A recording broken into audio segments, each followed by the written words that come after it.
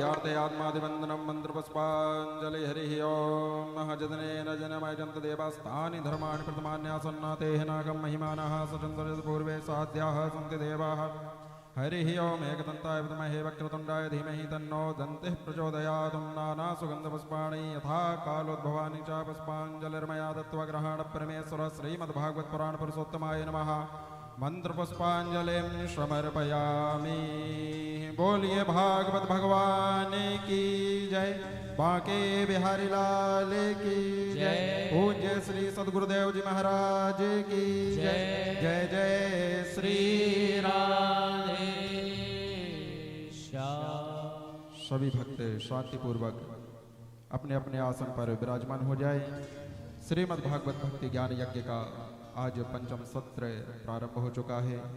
सभी भक्तों ने बड़े ही भाव से भागवत भगवान की आरती की। जिस प्रकार आप 4 दिनों से निरंतर ही भागवत जी की रस कथाओं का श्रवण रसपान कर रहे हैं, आज भी भगवान के बाल लीलाओं का श्रवण रसपान करेंगे। और कुंठ में राधा कल्पतरुभ्यश्च कृपा सिंधुभ्य एव च पतितानां पावनेभ्यो वैष्णवेभ्यो नमो नमः। आइए हम सद्भाव के साथ 2 मिनट हरे नाम संकीर्तन करें, तत्पश्चात कथामृत के रसास्वादन करेंगे। राधे कृष्ण राधे कृष्ण कृष्ण कृष्ण राधे राधे राधे श्याम राधे श्याम श्याम श्याम राधे राधे कृष्ण राधे कृष्ण कृष्ण कृष्ण राधे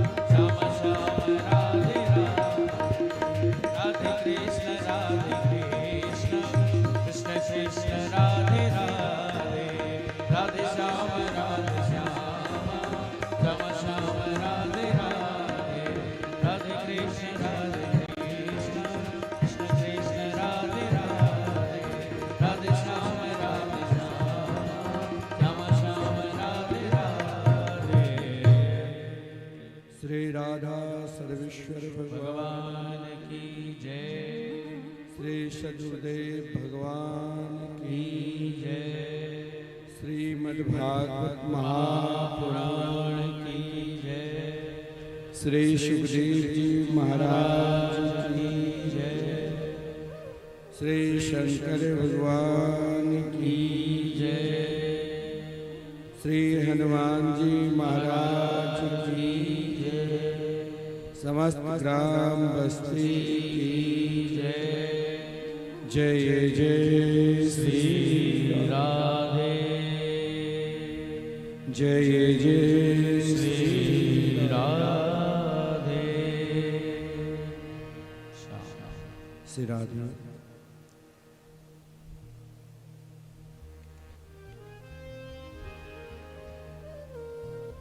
आनंद कंद स्वरूप ब्रज पुरंदर नंदन वैदिक प्रतिपाद श्री यशोदा के लाले लाल श्री नंद नंदन श्री श्याम सुंदर के शब्दमयी प्रतिमूर्ति श्रीमद्भागवत सप्ताह कथा ज्ञान यज्ञ में हम सभी भागवत के प्रेमी भागवत के पंडाल में उपस्थित है। इस कथा के मुख्य आयोजक श्रीमती शिवतारिणी देवी, उनके पुत्र श्री ललन मिश्रा जी, श्री नवीन मिश्रा जी एवं समस्त मिश्रा परिवार ग्राम रामपुर उदय दरभंगा के द्वारा उनके समस्त परिवारजन, कुटुंबजन, मित्रजन तथा समस्त ग्रामवासी जो इस दिव्याति दिव्य श्रीमद्भागवत महापुराण के अनुष्ठान के लाभ प्राप्त कर रहे हैं, चाहे भागवत के पंडाल में बैठकर, चाहे मिथिला कुंज यूट्यूब चैनल के माध्यम से जो भी भक्त इस कथामृत के रसास्वादन कर रहे हैं, सभी को जय श्री राधे। कल की कथा के प्रसंग में हम सब बड़े धूमधाम के साथ श्री कृष्ण के जन्मोत्सव मनाए। जितने भी भागवत प्रेमी थे, सबके हृदय में एक ही भाव, एक ही लगन, एक ही निष्ठा कि हम स्वयं यशोदा और नंद बाबा हैं। हमारे हृदय रूपी सिंहासन पर दिव्य गोकुल नगरी में हम बाल कृष्ण लाल को पलना में झुला रहे हैं, एक दूसरे के ऊपर माखन श्री इत्यादि लुटा रहे हैं। देखिए, श्री कृष्ण जन्मोत्सव में उत्साह और आनंद का वर्णन जब आदरणीय श्रीमान सुखदेव जी ने की, जीवन में हम उत्सव करते हैं तो उत्सव मतलब सुख, उत्सव मतलब आनंद, उत्सव का मतलब प्रेम। तो जब नंद बाबा को सुनंदा जी के द्वारा उनकी जो बहन थी सूचना मिली, तो यहाँ पर आदरणीय श्रीमान सुखदेव जी माता यशोदा को जिस प्रकार विशेषता दी, उसी प्रकार नंद बाबा को भी। और श्री कृष्ण जन्मोत्सव में नंद महोत्सव के प्रारंभ में ही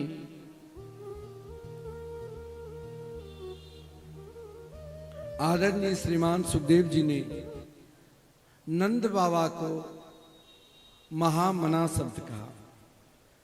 श्रीमद् भागवत महापुराण में अगर किसी को आदर दिए हैं, वैसे तो भागवत के हर पाठ परम आदरणीय है, परंतु नंद बाबा को आदरणीय श्रीमान सुखदेव जी ने क्यों महामना कहा।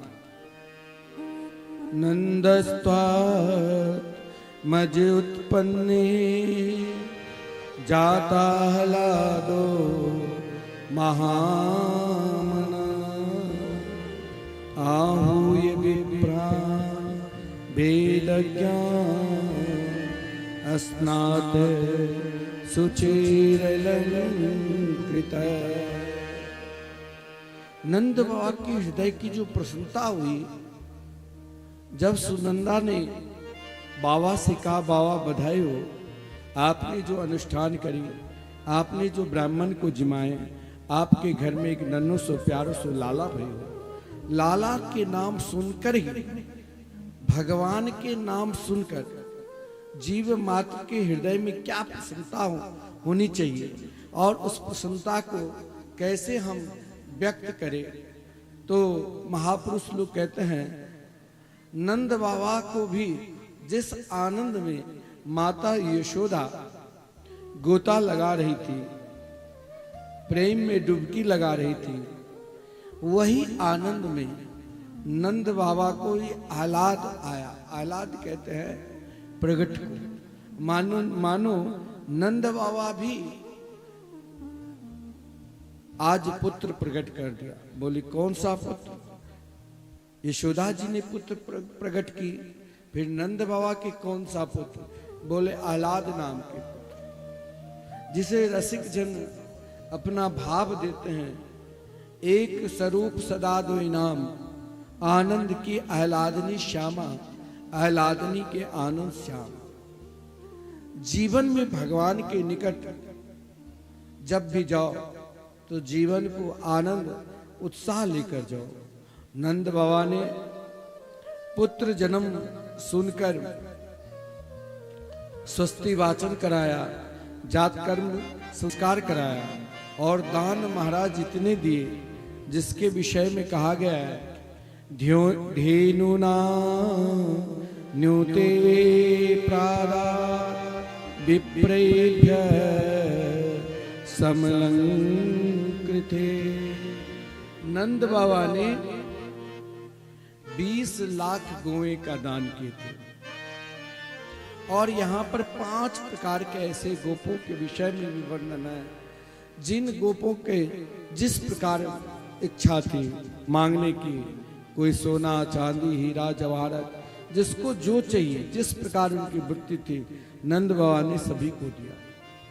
संपूर्ण ब्रज की ब्रजांगनाएं सजकर नंद के लाला को केवल आशीर्वाद देने के लिए आती है। हम सब भगवान से आशीर्वाद लेने के लिए निरंतर प्रार्थना करते हैं, परंतु ब्रजवासी के अंदर भगवान को आशीर्वाद दे रहे हैं। ता आशीष प्रयुंजनाश्चिरम पाहिति बालके। हे यशोदा, आपके लाला हजारों वर्ष तक रहकर हम सभी ब्रजवासियों के प्राणी मात्र की रक्षा करें। कहा गया नंद बाबा के हृदय में बहुत आनंद और उत्सव हुआ था। समुद्र मंथन में मंथन करने के बाद 14 प्रकार के रत्न प्रकट हुए, लेकिन आज नंद बाबा के आंगन में 14 भुवन की संपत्ति को लुटा रहे हैं। आप कहेंगे कि नंद बाबा तो एकमात्र ब्रजभूमि के राजा थे, लेकिन फिर नंद बाबा 14 भुवन की संपत्ति को कैसे लुटाए? देखिए, आप यदि भगवान के लिए कोई भी कार्य सत्कर्म करते हैं, दान पुण्य, भगवान के मार्ग पर चलते हैं, आप यदि दान भी करते हो तो आप चाहोगे कि दान से धन घटेगा? ये कभी नहीं घटता है। दान से तो महाराज अगर दान करते हैं तो वैसे भी शास्त्र में कहा गया है कि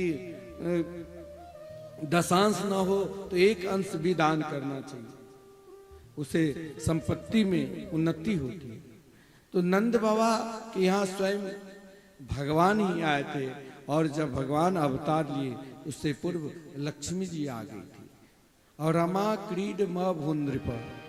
तो नंद बाबा के यहाँ कैसे 14 भुवन की संपत्ति को लुटाया गया, तो कहा गया है चिक्षपो, यानी नंद महोत्सव में पता नहीं चला। जैसे आप कल एक दूसरे को लूट रहे थे, मैया को लुटा रहे थे, किसी को आभास नहीं रहता है, वही प्रेम में डूब जाते हैं। जैसे नंद बाबा को कोई आभास नहीं रहा। नंद बाबा आज स्वयं सुमेरु पर्वत की तरह, मंदरगिरी पर्वत की तरह मंदराचल पर्वत हो गए।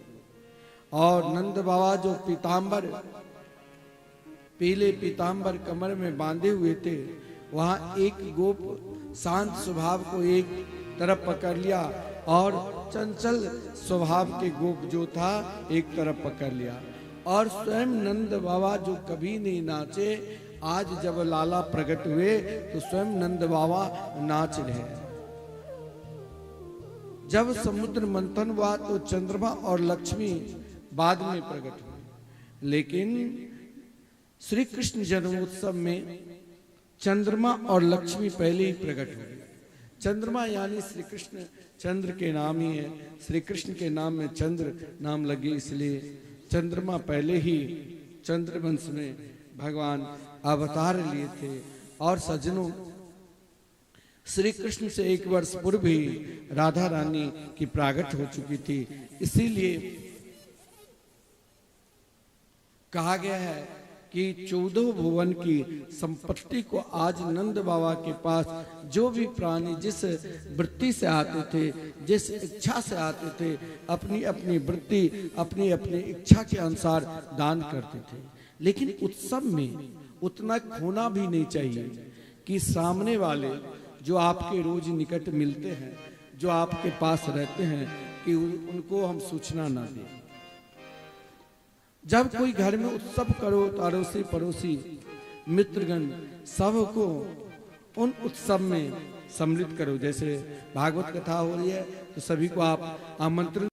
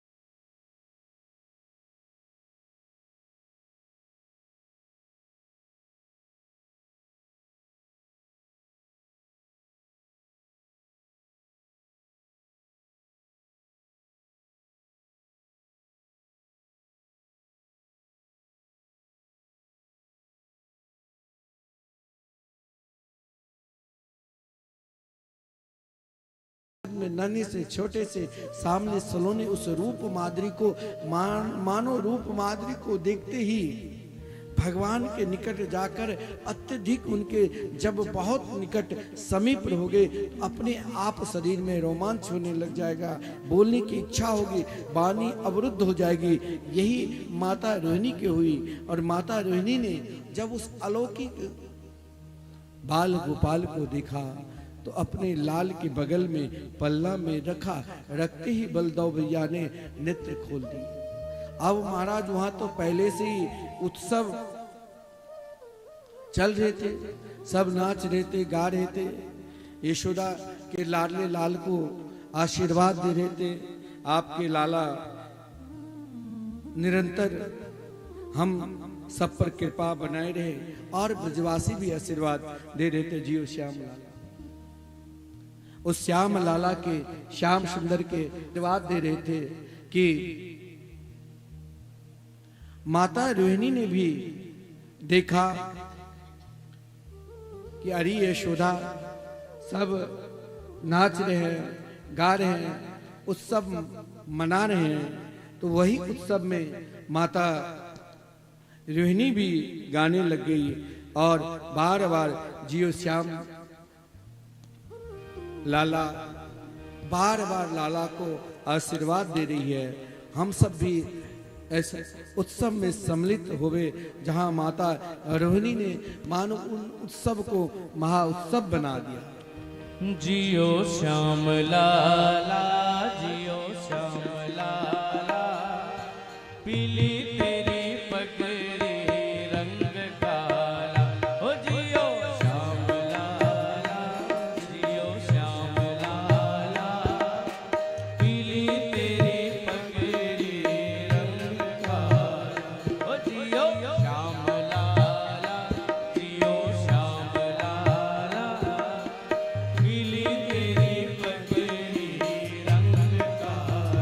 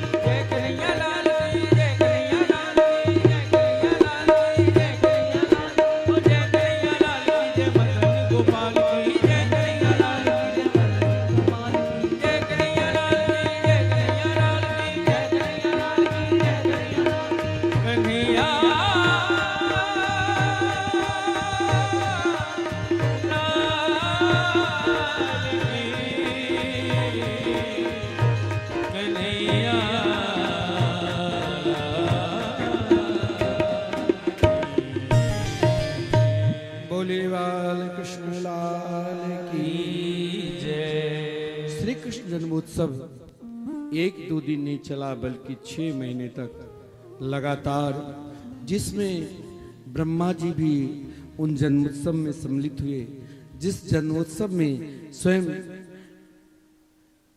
शंकर जी भी सम्मिलित हुए।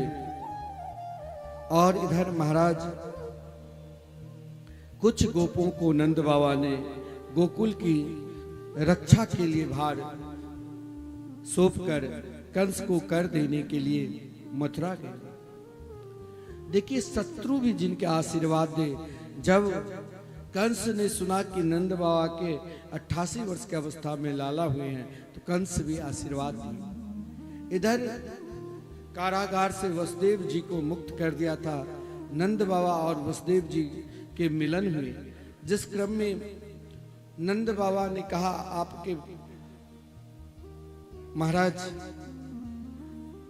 बहुत सारे संतानों को कंस ने मार दिया, लेकिन आप घबराओ नहीं, मेरे जो पुत्र हुआ वो आपके ही है। दोनों में बहुत संवाद चले। आदरणीय वसुदेव जी ने कहा, नंद बाबा अब आप शीघ्र गोकुल चले जाओ, क्योंकि गोकुल में उत्पात होने वाले हैं।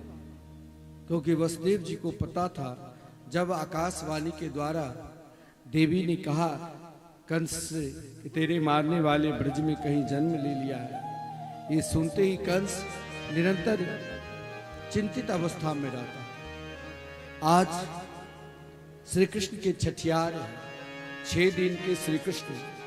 देखिए, कन्हैया की हर लीला आश्चर्य नहीं है। 6 दिन के श्री कृष्ण और कंस आज जिसे प्रथम बार गोकुल भेज रहे हैं, उनके अंदर 18,000 हाथियों की बल है। पूतना, पूतना के विषय में कहा गया है कि लोग कहते हैं कि बहुत पुण्य प्राप्त करने के बाद ही कोई भगवान के शरण में जाता है, लेकिन पूतना तो कोई पुण्य क्या ही नहीं था। पूतना तो बाल घातनी थी। शिशुम चचारा निघ्नन्ति पूरा ग्रामा ब्रजादिषु। कोई उद्देश्य भी नहीं, ना खान पान सही, ना उद्देश्य सही। खान पान क्या, छोटे छोटे बच्चे को मारकर खाती थी, उनके रक्त पीती थी। 18,000 हाथियों की बल है पूतना के अंदर। और जब कंस से आदेश लेकर गई, उद्देश्य यही है कि ब्रज में 6 महीने तक जो भी शिशु जन्म लिया है, उन सभी को मैं दुग्ध पान कराकर समाप्त कर दूंगा। उद्देश्य भी सही नहीं है। जिसका उद्देश्य सही ना हो, जिसका भाव सही ना हो, जिसका निष्ठा सही ना हो, और फिर भी वो भगवान के समीप चले जाए, यह तो आश्चर्य बात है। आप कहेंगे, क्या पापी भी भगवान के निकट जाते हैं? हाँ, बिल्कुल जाते हैं। केवल आपका उद्देश्य सही होना चाहिए कि मुझे भगवान के दर्शन करना। पूतना एक प्रकार की डैन थी, और कंस की प्रेरणा लेकर जब पूतना जा रही थी, तो विशाल राक्षसनी के रूप में, जो 6 कोस लंबे चौड़े जिनके रूप हो, लेकिन पूतना जब वृंदावन में गोकुल में प्रवेश की, तो अपने आप को लक्ष्मी की तरह दिव्य रूपवती हो गई।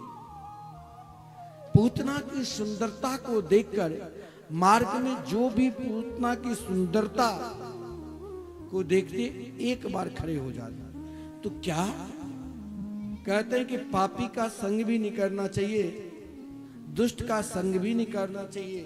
और पूतना तो महादुष्टा थी। फिर पूतना के रूप को देखकर आकर्षण क्यों? बोले, पूतना यही तो प्रभु की दयालुता है। पूतना जब मथुरा से गोकुल की ओर जा रही है, जिस दिन चाहे महान से महान पापी क्यों ना हो, जिस दिन मन में एक उद्देश्य बना लिया कि हमें भगवान की कथा सुनने के लिए जाना है, भगवान के दर्शन करने के लिए जाना है, बस केवल उद्देश्य होना चाहिए। अगर आपका उद्देश्य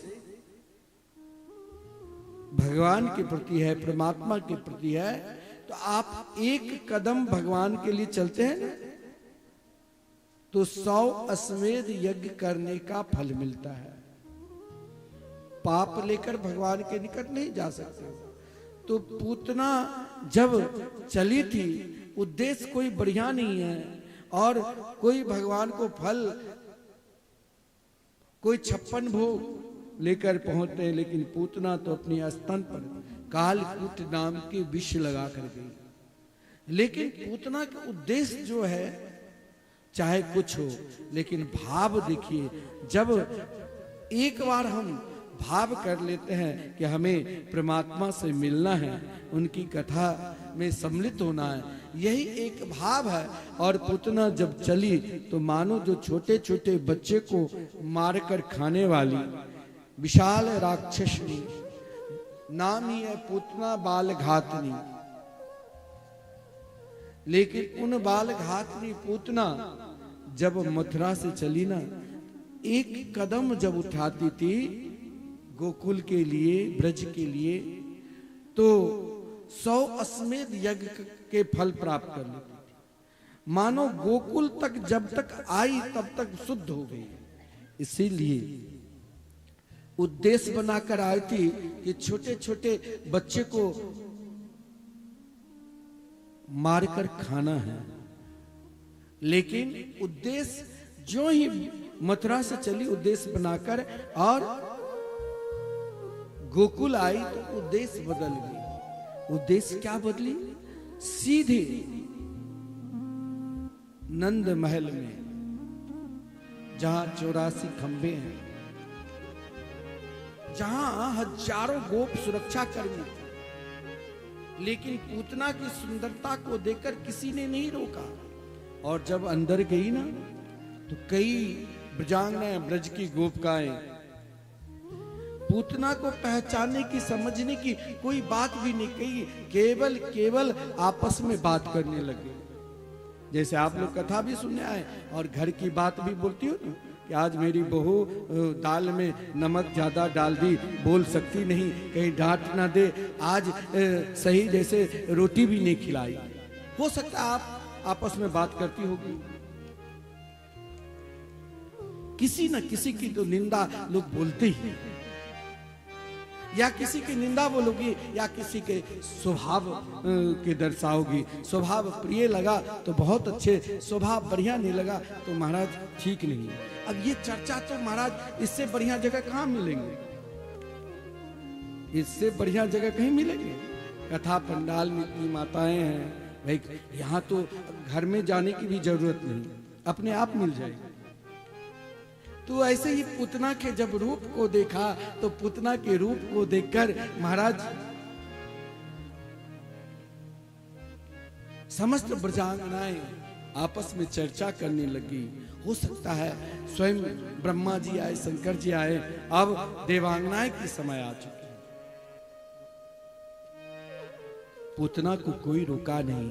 पूतना सीधे महल में प्रवेश करती है, जहां नन्हे से छोटे से यशोदा के लाडले लाल पल्ला में झूल रहे थे, और इधर मैया यशोदा और मैया रोहिणी आपस में चर्चा कर रही थी। उत्सव बहुत जोरदार चल रहे हैं, सब नाच रहे थे, गा रहे थे। पूतना को देखकर यशोदा जी ने सम्मान किया, इतना सम्मान किया जो पूतना की बात में आकर सीधे कहा, आप मेरे लाला को संभालो, मैं लोगों को संभाल कर आती हूँ। बहुत सारे लोग द्वार पर खड़े हैं। लेकिन जब पूतना श्री कृष्ण के निकट पहुंचती है तो क्या भाव है। यहाँ महापुरुष लोग वर्णन करते हैं कि अगर पूतना एक राक्षसनी थी, भाव भी सुंदर नहीं, विचार भी सुंदर नहीं, स्वभाव भी सुंदर नहीं, फिर भी आज परब्रह्म परमात्मा के निकट देख रही है। भगवान ने सोचा इसे मुझे उद्धार करना है, और यदि इसने हमें देख लिया तो फिर रसिक जन कहते हैं, लखी जिन लाल की मुस्कान, एक बार आप फिर जब देख लिया ना और जब समझ गए तो फिर सब कुछ भूल जाओगे। फिर तो एकमात्र उन्हीं को देखने लग जाओगे। सब वेद पुराण इतिहास नेम व्रत आचार पूजा सब कुछ भूल जाओगे, केवल केवल उन्हीं को देखने लग जाओगे। लखी जिन लाल की मुस्कान, लखी जिन लाल की मुस्कान, लखी जिन लाल की मुस्कान, तिन्हीं बिसरी मेरे विदे, तिन्हीं बिसरी मेरे विदे, जब जोग संयम ध्यान,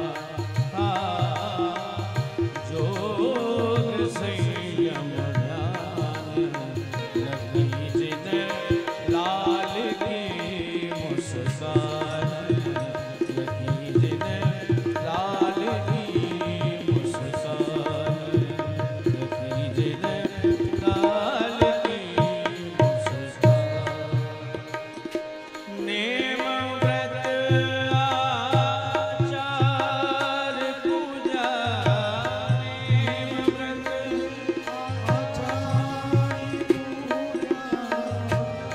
नेम व्रत आचार पूजा, नेम व्रत आचार पूजा, पाठ गीता ज्ञान,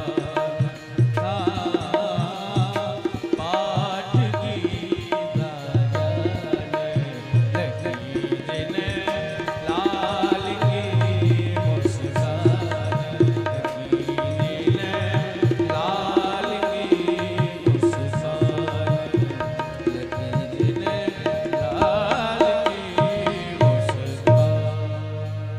यहाँ पूतना के उद्देश्य चाहे महाराज बढ़िया नहीं थे, लेकिन उद्देश्य में एक भाव, जैसे छोटे से शिशु के निकट चाहे अपनी माँ दूध पान करा दे और चाहे कोई पराई की माँ, लेकिन वो शिशु दुग्ध पान के ही उद्देश्य बनाकर पान करेंगे, चाहे कोई भी हो। भगवान ने कहा पूतना में चलो कोई भाव नहीं है, लेकिन यह भाव दुग्ध पान कराने की भाव तो माता की होती है। ये मातृ भाव लेकर आई है, चाहे ये विष लगाकर आई हो, चाहे दूध पान कराने के उद्देश्य से आई हो, मुझे तो इनका कल्याण करना है। लेकिन भगवान ने ये कल्याण सोचते ही एक क्षण के लिए अपना नेत्र बंद कर लिया। नेत्र बंद करने का कारण है, पहला कारण यही है, नेत्र का जो स्वामी है वो सूर्य और चंद्र है।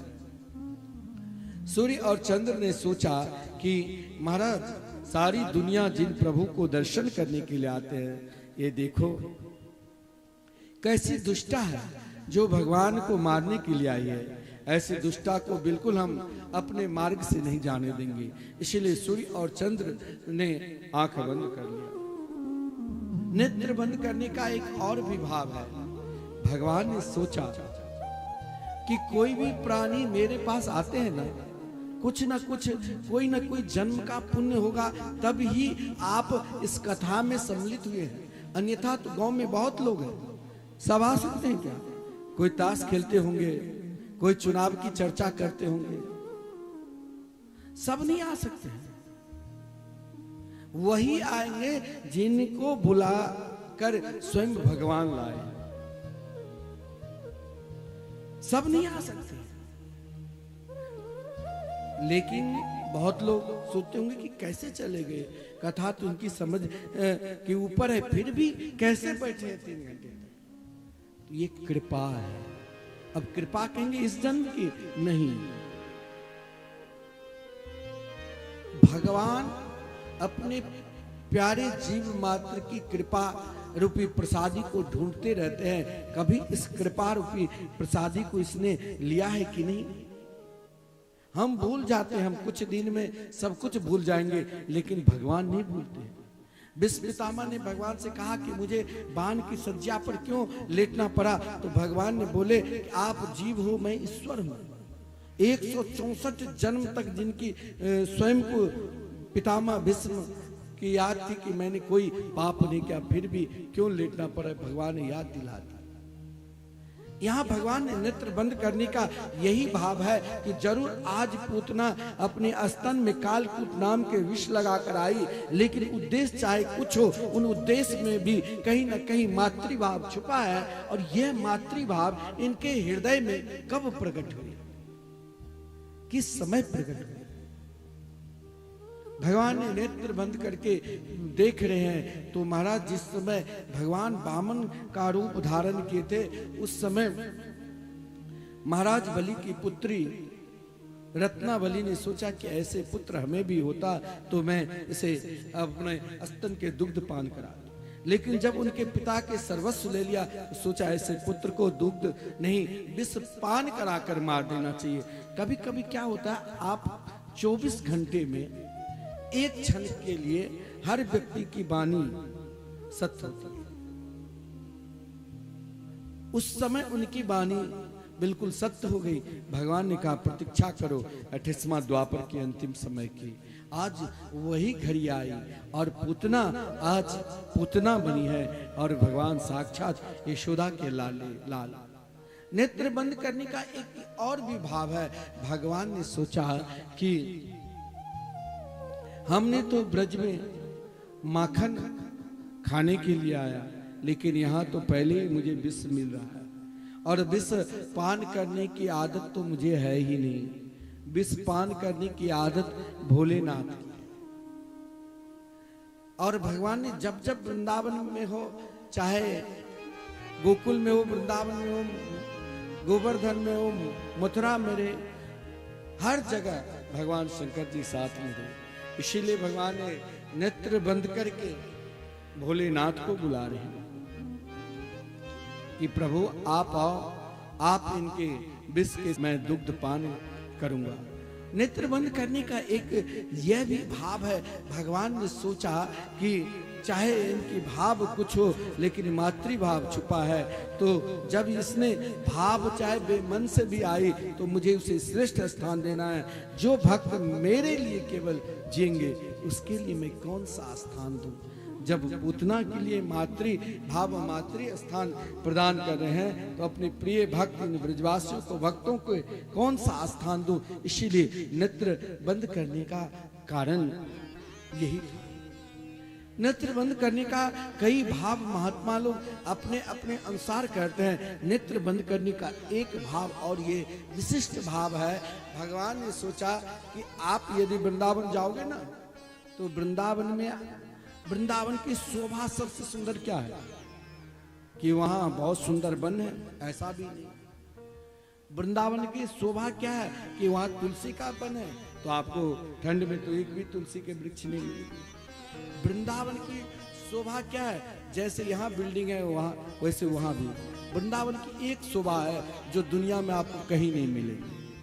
हर व्यक्ति, चाहे ज्ञानी हो चाहे अज्ञानी हो, चाहे पागल हो और चाहे बहुत बड़े विद्वान हो, सबके जीवा से राधा राधा राधा राधा नाम निकलते हैं। यही वृंदावन की शोभा है। यानी ये शोभा क्यों है? आप जाओगे तो रिक्शा वाले भी आपको ये नहीं कहेंगे भाई साहब बहन जी आओ बैठने के लिए, राधे राधे बैठ जाओ। किसी दुकान में कुछ सामान लोगे तो वहां भी राधे राधे। कहने का तात्पर्य वृंदावन की कृपा की स्वरूपा रास रासेश्वरी राधा रानी। भगवान ने नेत्र बंद करके, जो श्री कृष्ण से 1 साल पूर्व ही रास रासेश्वरी अवतार ले चुकी थी, नेत्र बंद करके भगवान ने रास रासेश्वरी से प्रार्थना की, हे श्री जी आप इनके ऊपर कृपा करो ताकि मुझे इनको श्रेष्ठ स्थान देना है। धाम में रहकर जब तक श्री जी की कृपा नहीं होगी, तब तक श्री कृष्ण की कृपा होना नितांत संभव है। महाराज नेत्र बंद करने का बहुत सारे भाव है, और जो ही पूतना के गोद में भगवान बैठे, मात्र 6 दिन की अवस्था है, 18,000 हाथों की बल वाली पूतना है। और देखिए प्रभु बड़े आनंद के साथ पूतना के स्तन के दुग्ध पान कर रहे हैं। पूतना ने देखिए कोई चमत्कारी बालक है जो अभी तक जिंदा है। कालकूट नाम के विश्व का स्पर्श करते ही मर जाना चाहिए, ये कोई और नहीं, ये साक्षात परब्रह्म परमात्मा है। और यह भाव जो ही पूतना के हृदय में आई तो भगवान लगा बनावटी कुछ नहीं चली, चाहे बहुत सुंदरता रूप में आई, लेकिन पूतना की ये भाव आई कि ये कोई साधारण बालक नहीं, एक साक्षात परमात्मा है। जो ही परमात्मा भाव आई तब वो पूतना ने तुरंत स्तुति करने लग गई। सा मुंच मुंचाल मिति प्रभासनी, अरे नंद के लाला, अरे नंद के छोरा, मुझे छोड़ दो। पूतना चिल्लाने लगी जोर जोर से, और उस जोर जोर से चिल्लाते हुए प्रार्थना की, सा मुंच मुंचाल मिति प्रभासनी, अरे नंद के लाला, अरे नंद के छोरा, मुझे छोड़ दो, छोड़ दो। बार बार 2 बार कह रही छोड़ो छोड़ो, यानी मुझे अब इलोक नहीं चाहिए, मुझे अब परलोक नहीं चाहिए, हे कृष्ण मुझे सीधे गोलोक वृंदावन चाहिए और कुछ चाहिए ही नहीं। यही पूतना की मांग, यही पूतना की प्रार्थना है। भगवान ने कहा मैं जिसे एक बार छोड़ता हूँ, पकड़ लेता हूँ ना, उसे छोड़ता नहीं। पूतना चिल्ला रही है बार बार, लेकिन पूतना के विशाल शरीर, यमुना के किनारे एक सुंदर उपवन था जहाँ कंस के बहुत सारे सैनिक रहते थे, वहीं पर धड़ाम से पूतना के शरीर गिरी और भगवान फिर भी उनके हृदय रूपी सिंहासन पर बड़े आनंद के साथ प्रभु दुग्धपान कर। यहाँ ब्रजांगन में ब्रज की गोपी सबके सब मूर्छित हो गई, और महाराज मूर्छित ऐसी हुई जो माता यशोदा तो सिरे कटे हुए वृक्ष की तरह गिर पड़ी, लेकिन उनकी भैरी मूर्छित नहीं हुआ। देखा देखो नन्हे से छोटे से लाल उनके हृदय रूपी सिंहासन पर खेल रहे हैं, और बड़े आनंद के साथ एक नसेनी सीढ़ी के सहारे पूतना के ऊपर छाती पर चढ़कर कन्हैया को लाए, लेकिन माता की गोद में नहीं दिया। देखिए ये बहुत विशिष्ट मंत्र है। किसी के बच्चे के बाल ग्रह है और तुतलाकर बोलते हैं, कम सुनते हैं, बार बार रात्रि में जगकर रोते हैं, उसके लिए ये मंत्र है जो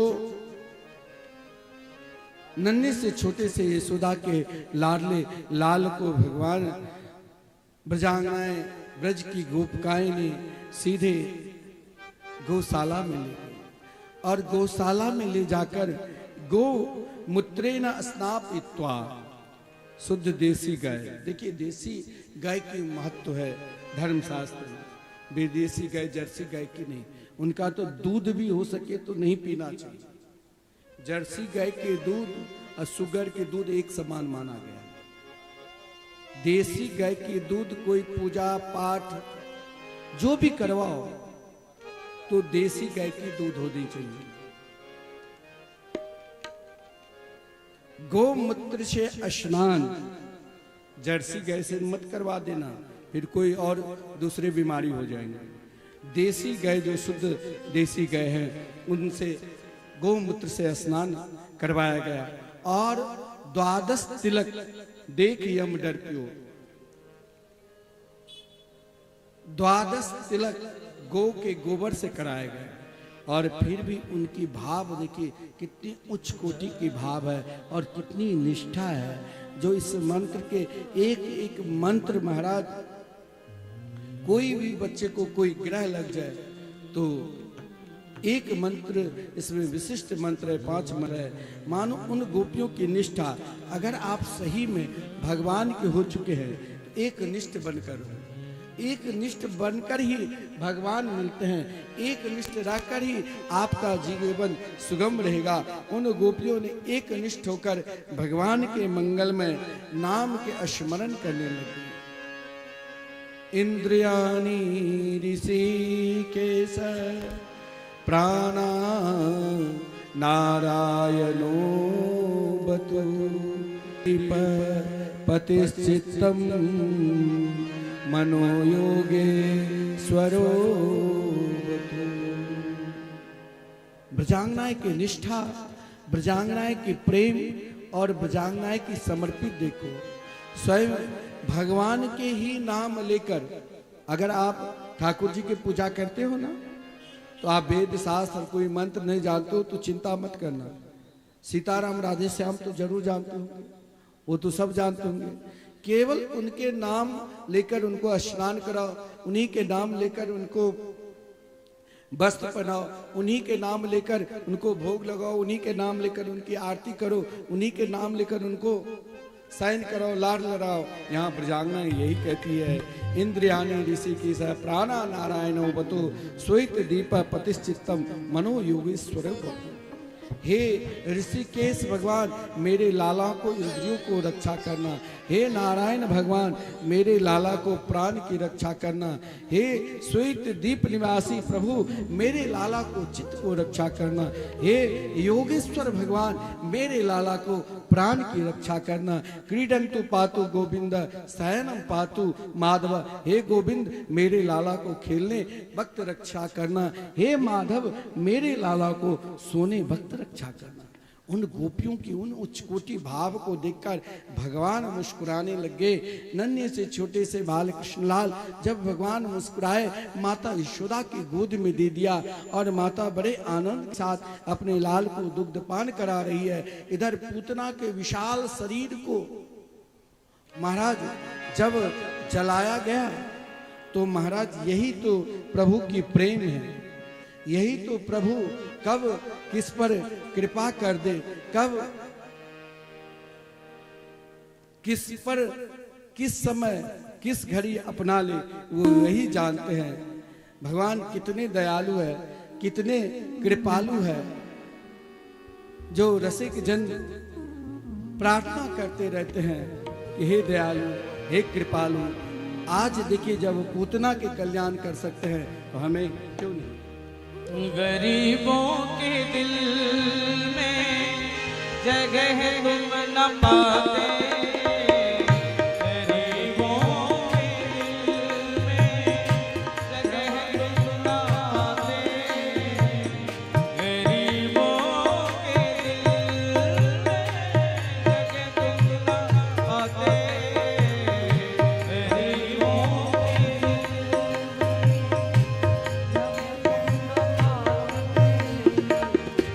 किस दिल में होती, तो किस दिल में होती, तो किस दिल में होती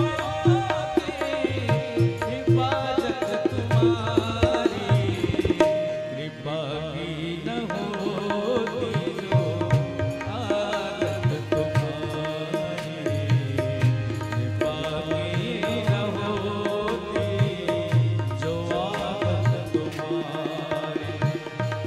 तो सुनी रहती,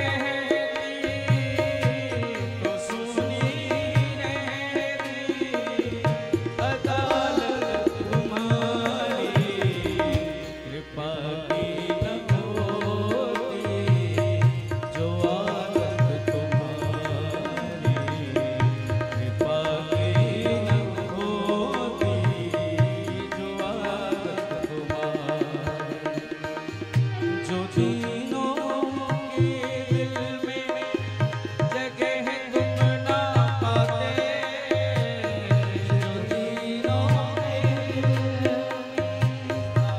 जगह तुम ना पाते, जो तीनों के दिल में जगह तुम ना पाते, तो किस दिल में होती, तो किस दिल में होती हिफाजत तुम्हारी, कृपा की न होती जो आदत तुम्हारी, कृपा की न होती।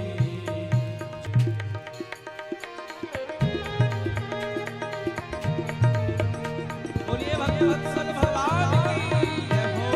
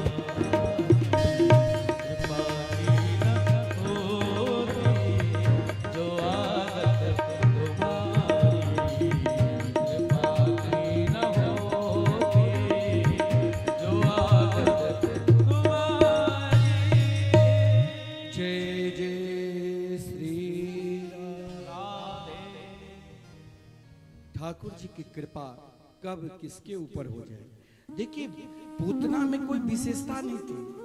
पूतना के विषय में तो यहाँ तक कहा गया है वो निरंतर अपवित्र अवस्था में रहती थी और लोग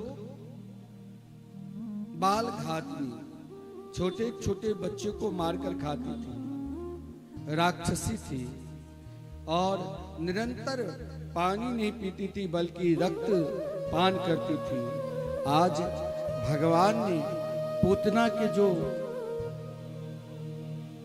6 कोस लंबे चौड़े शरीर थे, यानी 6 जगह दोष को मुक्त कर दिया।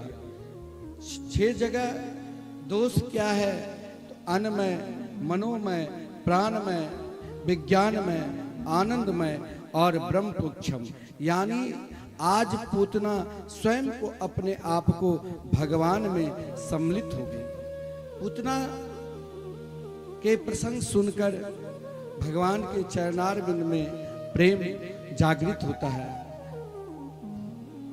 आगे भगवान की सुंदर लीला मैया यशोदा निरंतर अपने लाल के नित्य नित्य कोई ना कोई नूतन लीला करते हैं। देखिए, भगवान की लीला यह नहीं सोचना चाहिए कि जब एक ही बार हम उत्सव मना लें।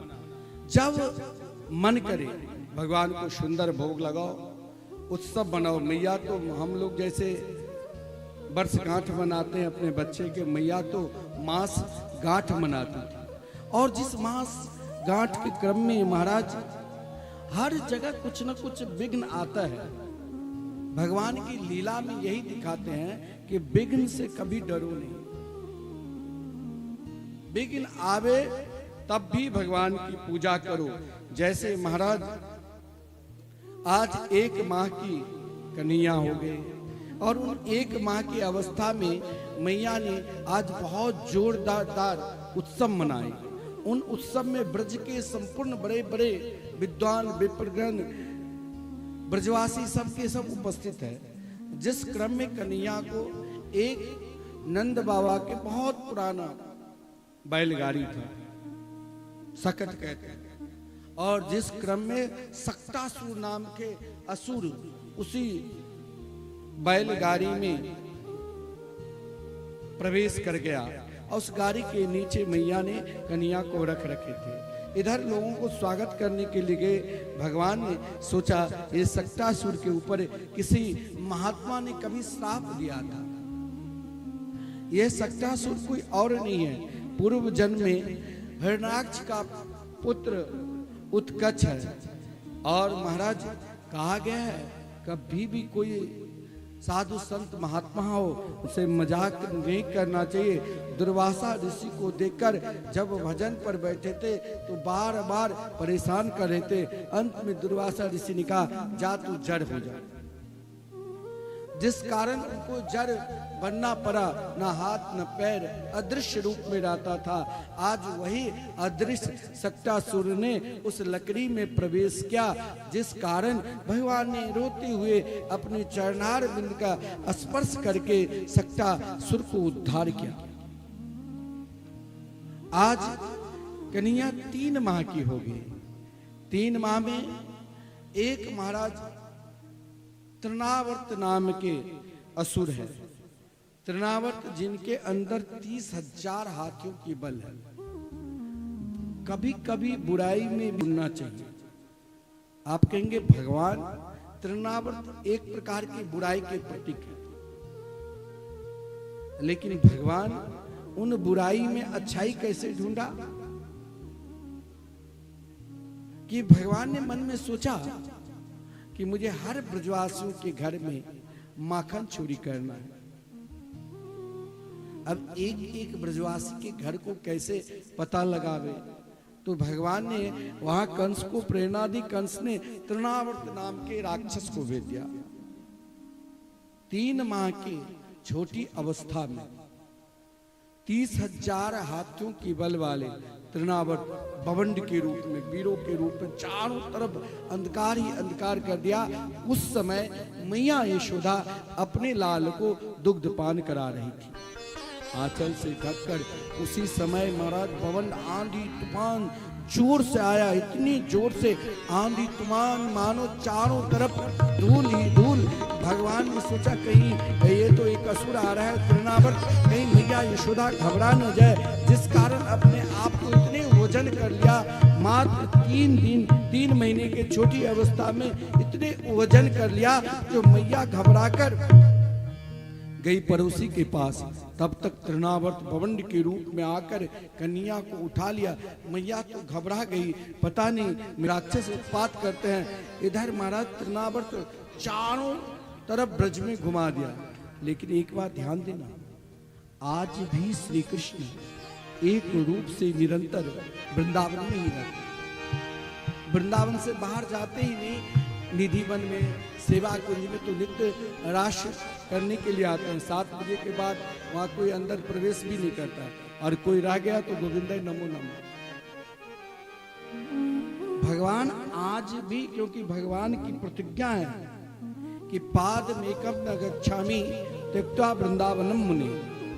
और वृंदावन के रसिक जन तो यहाँ तक कहते हैं कि तुम्हारे हृदय में अगर वृंदावन बिहारी विराजमान है तो फिर तुम क्यों भटक रहे हो, उनके शरण में रहो। रे मन वृंदा विपिन निहार, विपिन राज सीमा से बाहर, हरियों को न निहार।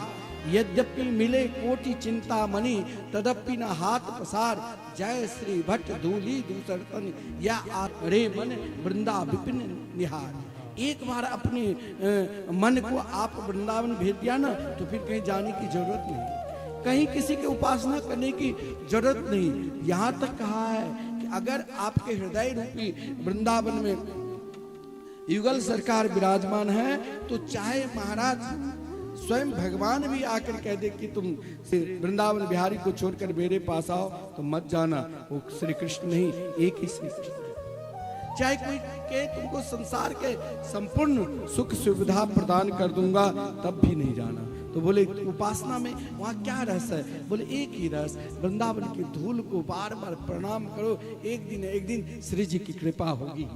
यहाँ तृणावर्त ज्यों ही वृंदावन से बाहर ठाकुर जी को लेकर जा रहे हैं, भगवान ने कहा देख तृणावर्त, मेरी प्रतिज्ञा है, मैं वृंदावन के बाहर कभी जाता ही नहीं, और मैं इस रूप में जाऊंगा भी नहीं। मेरी मैया दुग्ध पान करा रही थी, तू आया तो मुझे ब्रज वृंदावन में घूमना था, इसीलिए मैं तेरे साथ आया हूं। अब तो तृणावर्त मारने की कोशिश की, भगवान ने भी जोर से, मात्र महीने की छोटी अवस्था में जो तृणावर्त एक प्रकार के रजोगुण के प्रतीक है, और भगवान ने जोर से तृणावर्त को पकड़ लिया। और तृणावर्त सोचा कि कहीं मैंने तो यशोदा के घर से कोई पत्थर के टुकड़ा तो नहीं उठा लिया। और शास्त्र में कहा गया है अंते गति सामति, लेकिन उनकी मति भगवान की ओर लगा था। भगवान ने तृणावर्त को उद्धार कर दिया। जो ही तृणावर्त एक प्रकार के रजोगुण के वृत्ति है, भगवान के चरण में जाने मात्र से रजोगुण तमोगुण बिल्कुल नष्ट होने लग जाते हैं। भगवान ने तृणावर्त को उद्धार किया। तृणावर्त को जब उद्धार किया तो संपूर्ण ब्रजवासी दौड़ते हुए भागते हुए जब आए, यशोदा की गोद में दिया। से ऐसे लोग आकर मेरे लाला के ऊपर टोना करके चले जाते हैं। जब से आए तब से कोई ना कोई असुर आकर पता नहीं लाला को परेशान करते हैं। मैया यशोदा एक वात्सल भाव है, अब किसको समझावे किसको नहीं। तो पूर्णमासी जी ने कहा कि कोई ना आवे, केवल यशोदा रोहिणी अपने अपने लाल को गोद में बिठाकर ले आवे और मैं वहां पर नामकरण संस्कार कर दूं। यही एक नामकरण संस्कार उत्सव महाराज एक संत के आदेश के कारण नंद बाबा ने कोई बड़े धूमधाम के साथ नहीं किया। दौड़कर आए महल में और कहा यशोदा रोहिणी अपनी लाला को गोद में लेकर चलो। आज मथुरा से बहुत बड़े विद्वान ज्योतिष विद्या के ज्ञाता आदरणीय गर्गाचार्य जी महाराज पधारे। ये सुनकर रोहिणी जी मैया ने तनिक तर्क की और यशोदा को लाल को अपने गोद में ले लिया और अपने लाल को यशोदा की गोद में दी। दोनों माताएं जब आई, गर्गाचार्य जी ने जब रोहिणी के गोद में देखा बालक, कहा ये तो यशोदा के बालक है और मुझे पहले तो रोहिणी के बालक के नामकरण संस्कार करना है जब जो कि यशोदा की गोद में है। लेकिन यशोदा के लाडले लाल को जब गर्गाचार्य जी निहारने लग गए तो एक क्षण के लिए गर्गाचार्य जी के सोच, गर्गाचार्य जी की विद्या सब भूल गए। भगवान के रूप माधुरी को देखो, उस समय दुनिया की याद छोड़कर एक क्षण के लिए भगवान की कथा सुनो, उस समय दुनिया की याद तो निरंतर बनी रहेगी, भगवान की याद बनी रहे, उसमें डूब जाओ। गर्गाचार्य जी महाराज ने ऐसे डूबे कि उनको स्वयं को अपने आप को पता नहीं चला।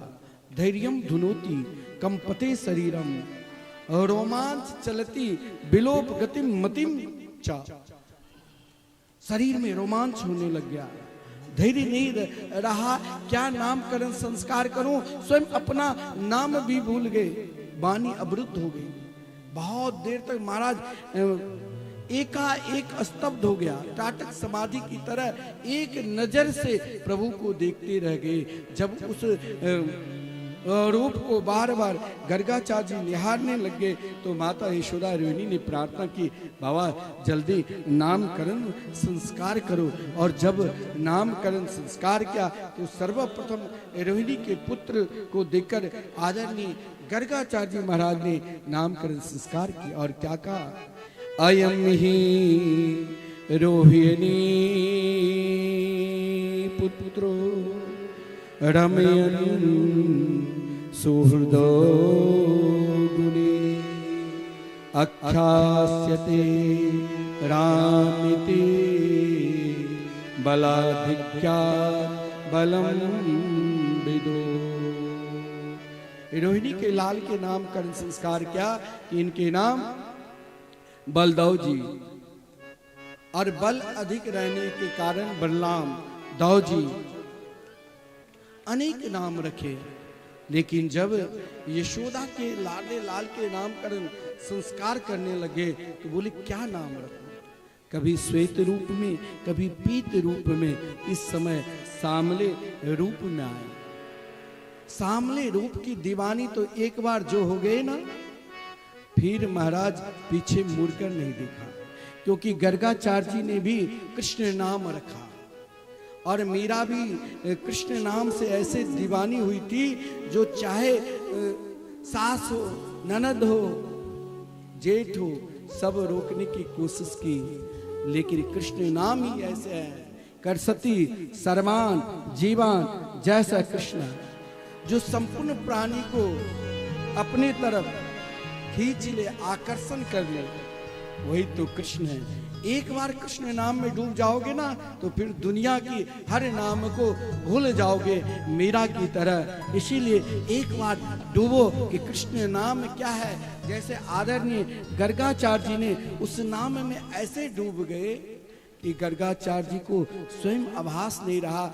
जो अब यशोदा जी ने पूछा कि मेरे पुत्र में क्या प्रभाव है, तो गर्गाचार्य जी को निकल पड़ा कि ये साक्षात नारायण है। लेकिन भगवान ने इशारा कि आप मुझे भगवान मत बनाओ। यदि आपने भगवान बना दिया तो आप भगवान को बहुत सेवा करते हो ना। भगवान को कितना सेवा करते हो, खूब सेवा करते हो तो हाथ उठाओ तो। लड्डू गोपाल बहुत है, सेवा करते हो ना, सच्चाई से करते हो? नहीं। अरे मैं तो देखा हूं, जो आज कहीं किसी ने निमंत्रण दे दिया ना भोज, तो भोज खाने के लिए घर के संपूर्ण परिवार को दे दिया, तो लड्डू गोपाल को चिनौरी सिमरिया घाट के या घर में कोई केला वो रख दिया, और कहीं घूमने के लिए जाना है तो महाराज उनको तो वो भी अलमारी में बंद कर दिया। 2-4 दिन आप लड्डू चिनौरी या मिश्री खाते रहो। भगवान ने कहा मैं ब्रज में आया हूं भगवान बनकर नहीं, यहाँ तो यशोदा के लाडले लाल बनकर। इसीलिए गर्गाचार्य जी ने कहा नारायण समो गुणे, नारायण के समान आपके लाला है।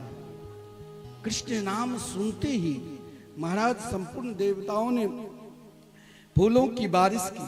कृष्ण नाम ऐसे ही है, इस नाम में हर प्राणी दीवानी हो जाए। ओ मीरा दीवानी हो गई, ओ मीरा मस्तानी हो गई, ओ मीरा दीवानी हो गई, मीरा मस्तानी हो गई। श्याम रंग में चुनरिया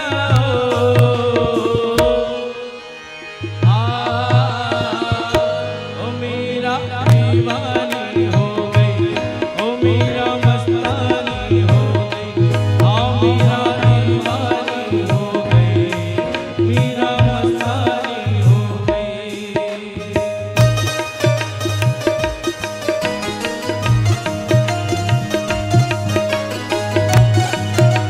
सारी सेवा करते हुए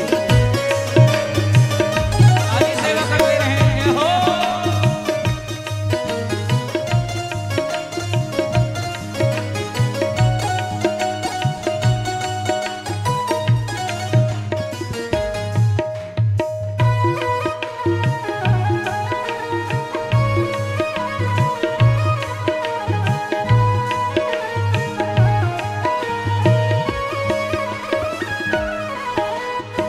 प्राणों की राजधानी छोड़ी, लोक लाज सब छोड़ी।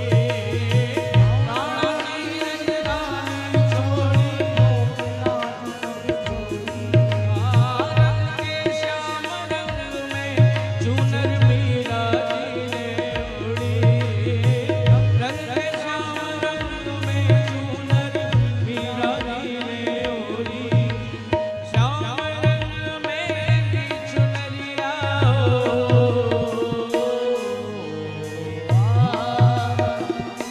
ओ मीरा दीवानी हो गई, ओ मीरा मस्तानी हो गई, ए मीरा दीवानी हो गई, मीरा मस्तानी हो गई।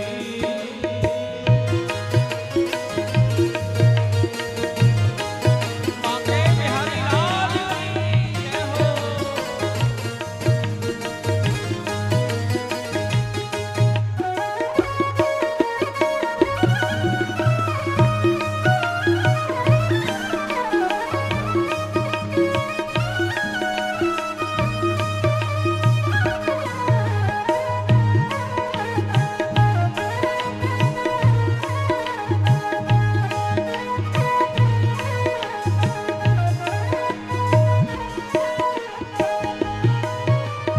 पैरों में वो घुंघरू बांध के नाचे झूमे गाए। पैरों में वो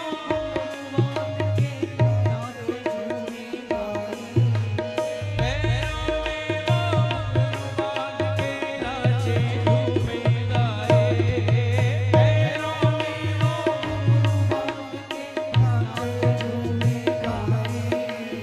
वही रहे श्याम रहे और न कोई भाए। वही रहे श्याम रहे और न कोई भाए। अरे वृंदावन की लई डगरिया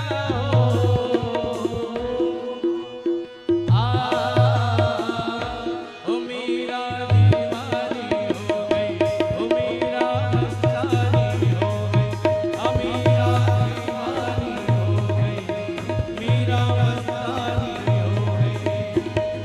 श्याम रंग में रंगी चुनरिया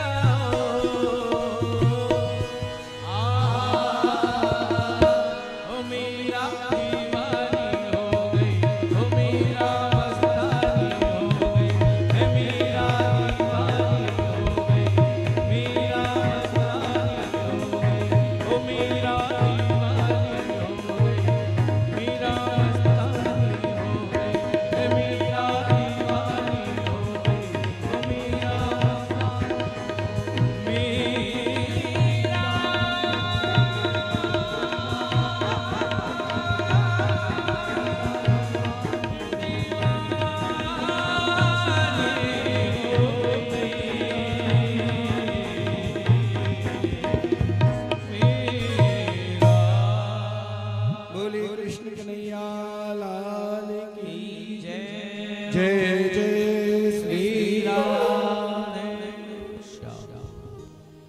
गर्गाचार्य जी ने कृष्ण नाम रखा जो संपूर्ण जीव मात्र को अपनी तरफ खींच ले, आकर्षण कर ले, वही श्री कृष्ण। मैया यशोदा ने प्यार से यदि कनुआ भी कन्या को कहा और बल दो भैया को बलवा, तो महाराज उन प्यार के नाम में भी श्री कृष्ण ने मैया को खेलते खेलते 24 अवतारों को दर्शन करा दिया। कभी श्रृंगी, कभी बैल के सिंग पर बैठ जाते, मैया घबरा जाती तो भगवान कहते तू घबरा नहीं मैया, मैं तो धर्म का भी अवतार लिया।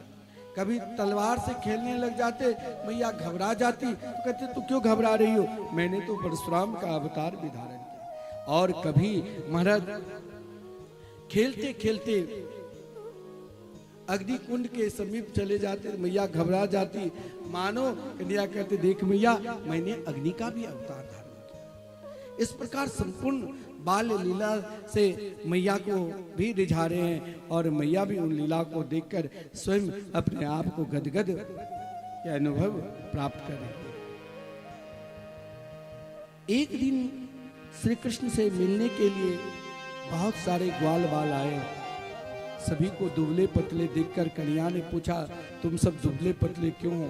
बोले मेरी मैया संपूर्ण माखन मथुरा में कंस को दे आते कर के रूप में। भगवान ने कहा जब मैंने अवतार ले लिया फिर माखन कंस को देना ये ठीक नहीं है। भगवान ने उन संपूर्ण ब्रजवासियों के साथ एक संगठन बनाए और जिस संगठन के मुख्य भगवान स्वयं हैं। माखन चोरी लीला भी बहुत विलक्षण है। जिन माखन चोरी लीला में भगवान ने सर्वप्रथम अपने ही घर से प्रारंभ किया। अपने घर में क्या किया? तो जब मैया सो जाती थी तो कभी स्वयं मटकी में जो माखन रखा है उस माखन को लेकर खाने लग जाता। कभी स्वयं अपने ही प्रतिबिंब को देखकर उन खंबे में संपूर्ण माखन लगा दे। और कभी तो महाराज जब ग्वाल वालों ने शिकायत की अरे कन्हैया क्या हमें कब माखन खिलाओगे, तो महाराज स्वयं अपने चाचा के यहाँ जाकर महाराज उपनंद की पत्नी से कहा कि देखो आज संपूर्ण ब्रज में जितने भी साधु संत है मेरे घर आने वाले हैं। ब्रजवासी जिसको झारा भंडारा कहते हैं, जो किसी को मना नहीं, और मेरे घर में भी माखन है, चाची आप भी माखन दो। मात्र कन्हैया की अवस्था माखन चोरी लीला, मात्र 3 वर्ष की छोटी अवस्था के बालक। और महाराज ज्यों ही कहा उपनंद की पत्नी को, बोले कन्हैया अभी लो, एक गाड़ी में भरकर माखन दिया और कहा मैं भी चलूंगी।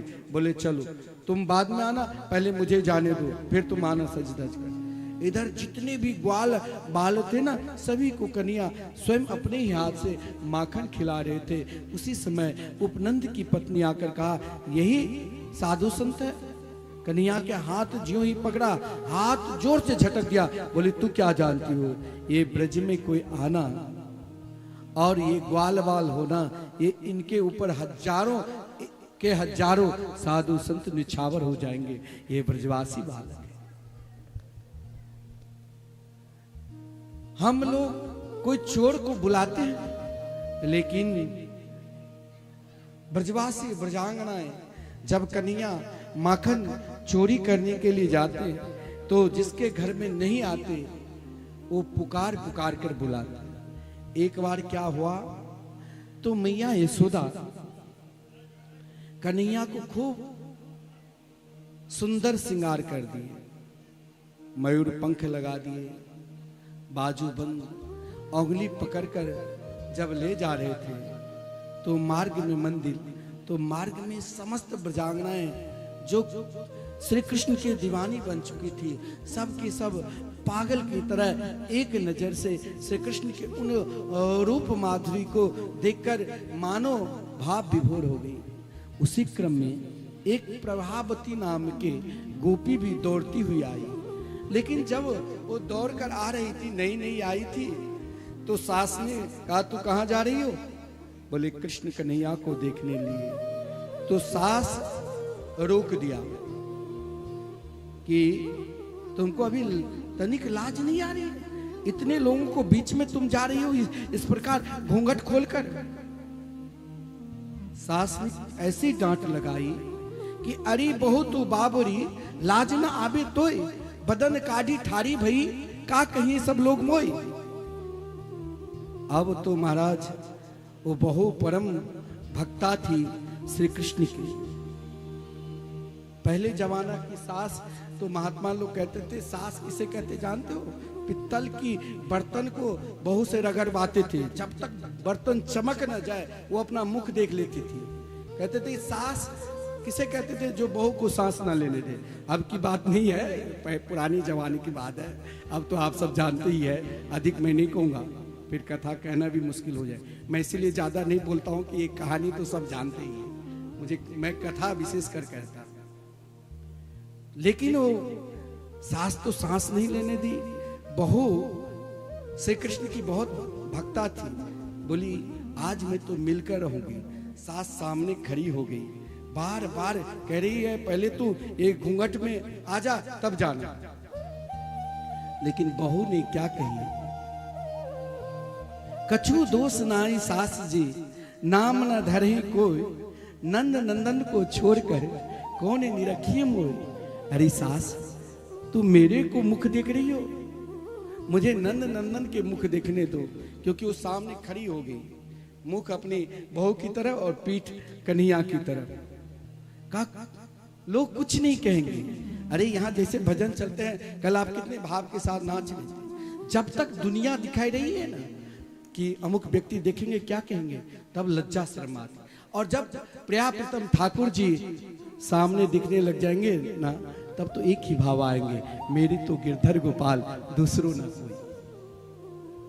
वहां उनकी बहू जो थी वो परम भक्ता थी, प्रभावती नाम की गोपी। सास ने धक्का देकर दरवाजा बंद कर दिया, लेकिन दरवाजा बंद कर दिया, सास गई यमुना के किनारे पानी भरने के लिए। इधर बहू कन्हैया के लिए आज माखन बिलो रही है और माखन बिलो कर पुकार रही है।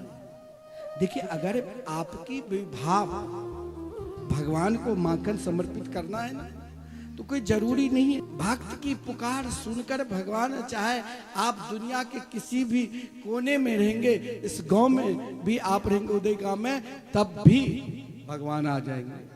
जब गजराज के और जब द्रौपदी के शब्द सुन सकते हैं, तो आपके पुकार क्यों नहीं? प्रभावती नाम की गोपी ने पुकार रही है और महाराज उनकी पुकार में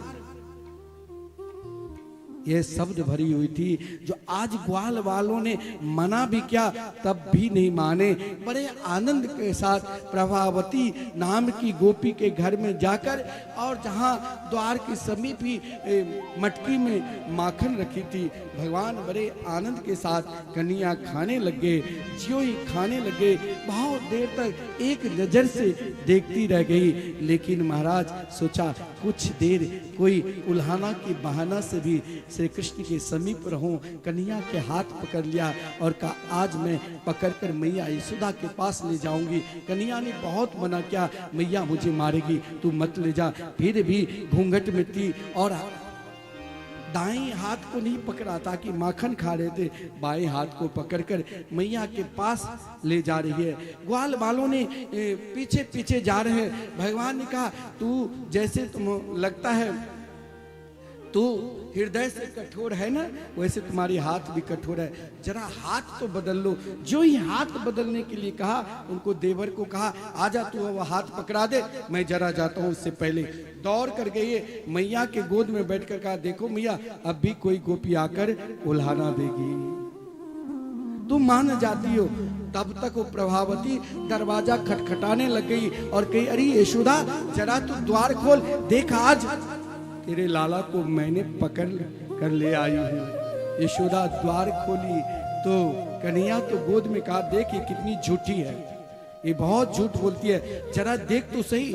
जो ये द्वार खोले, बोले तू अभी घूंघट हटा ले, यहाँ कोई नहीं है, तू मेरे लाला तो मेरे गोद में, तेरे हाथ में तेरे देवर। इतनी लज्जित हुई जो महाराज बैठी भी नहीं, सीधे चल गई। भगवान दौड़ते हुए आया, कहा मुझे पकड़ने की कोशिश मत करना, जो मुझे पकड़ते मैं पहले ही उसे पकड़ लेता हूं। इसीलिए संपूर्ण ब्रजांगनाएं कभी कभी श्री कृष्ण के दर्शन करने के लिए इतनी ललायित हो जाती थी, इतनी ललायित, जो स्वयं अपने ही घर की मटकी फोड़कर उल्हाना देने के लिए जाती थी। केवल श्री कृष्ण के दर्शन के उद्देश्य से जाती है। उल्हाना तो केवल बहाना है। और जब उल्हाना देने के लिए जाती थी तो यशोदा महाराज उन गोपियों के झुंड गोपियों को स्वागत करती थी, सम्मान करती थी। और कभी कभी उन गोपियों के कारण कन्या को कान भी पकड़ लेते थे। लेकिन ध्यान देना, ब्रह्मा शंकर इंद्रादि देवता को भी कान पकड़ने की ताकत नहीं है, लेकिन मैया यशोदा देखो, जब गोपी उल्हाना देती है, लेकिन उनके उल्हाना में भी प्रेम छुपा है। कौन सा प्रेम? तो आदरणीय श्रीमान सुखदेव जी वर्णन करते हैं, बत्सान मंचन क्वचिद समय क्रोश समझात हास अस्तेयं स्याद्वत्यथ दधिपय कल्पिते अस्ते योगे मर्कान् भोक्षन् विभज्यति सचे नाति भाण्डं भिन्नति द्रव्यालाभे सागरी कुपितो यात्युप्यको से तो का। उन गोपी की उल्हाना देखिए क्या है। एक एक गोपी अपने अपने भाव के अनुसार उल्हाना देने के लिए आई है। एक गोपी कहती है, देखो आपके लाला कैसे है, बत्सान मुंचन क्वचिद असमय। यह एक बहुत सुंदर भाव है। आपके उद्धार के समय चाहे 10 वर्ष, चाहे 10 जन्म, 100 वर्ष हो जाए, लेकिन भगवान को प्राप्त करना है तो जहां आपकी कल्पना नहीं पहुंच पाएंगे, वहां भगवान आपको अपने पास बुला लेंगे, यानी अपना लेंगे गोपी के तरह। तो गोपी कहती है, बत्सान मंचन क्वचिद असमय। ये जो आपके लाला है ना, असमय, बछड़े के दोने की समय अगर 5 बजे है तो 4 बजे आकर बछड़े को खोलकर चले जाते हैं। अब बताओ क्या करूं, मेरे घर के माखन भी चोरी कर लेते हैं और बछड़े भी खोल देते हैं। कभी कभी मेरे बच्चे को परेशान करने के लिए चींटी काट कर जगा भी देते हैं। कोई गोपी कहती है, जब मैं चैन से सोती हूँ तो वहां जाकर मेरे पति की चोटी और मेरी बाल को बांधकर भाग जाते हैं। क्या बताऊं, अपने अपने भाव के अनुसार सब उल्हाना दे रही है, लेकिन उनके भाव में भी प्रेम छुपा है। बत्सान मुंचन क्वचित असमय। असमय का भाव यही है जो गोपी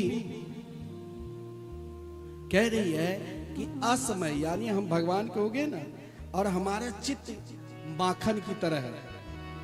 अगर मन में इधर उधर बात चल रही है या मन कहीं पहुंच रहे हैं तो फिर भगवान को आने में बहुत देर लगे। और मन शुद्ध माखन की तरह है तो चित्तचोर क्या करते हैं, आकर माखन चोरी कर ले।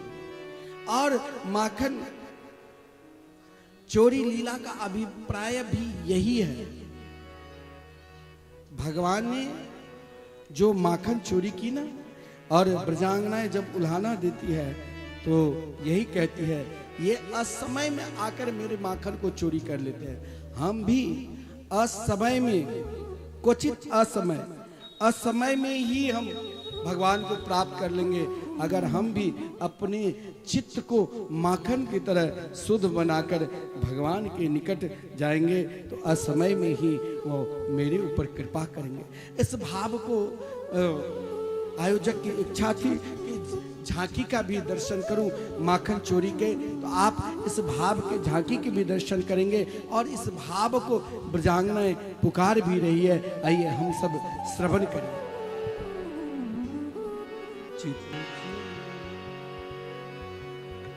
चित चोर मेरो माखन खाए गयो री, चित चोर मेरो माखन खाए गयो री, चित चोर मेरो माखन खाए गयो री, चोर मेरो माखन खाए गयो री। कछु खायो कछु बंदर लुटायो, कछु खायो कछु बंदर लुटायो, कछु खायो कछु बंदर लुटायो, कछु खायो कछु बंदर लुटायो। मोरे पंख दिखाए गयो रे, चित चोर मेरो माखन खाए गयो रे, चित चोर मेरो माखन खाए गयो रे। अरे ऐसो चटक मटक सो ठाकुर, तीनों लोकन हूँ मैं नाय। ऐसो चटक मटक सो ठाकुर, तीनों लोकन हूँ मैं नाय, तीनों लोकन हूँ मैं नाय। लोकन हूँ मैं नाय, ये तीनों लोकन हूँ मैं नाय। ओ ऐसो हम ऐसो ओ ऐसो चटक मटक सो ठाकुर, तीनों लोकन हूँ मैं नाय। ऐसो चटक मटक सो ठाकुर, तीनों लोकन हूँ मैं नाय।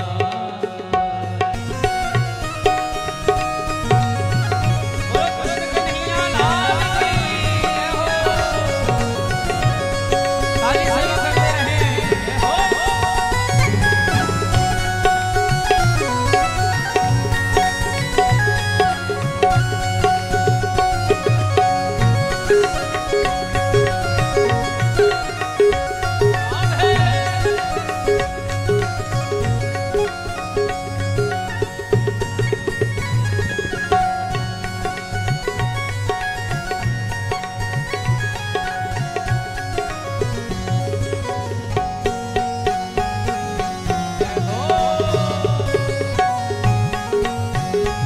प्रेम से मस्ती में झूमते हुए सभी लोग बैठ जाएं, सब खड़े बैठो।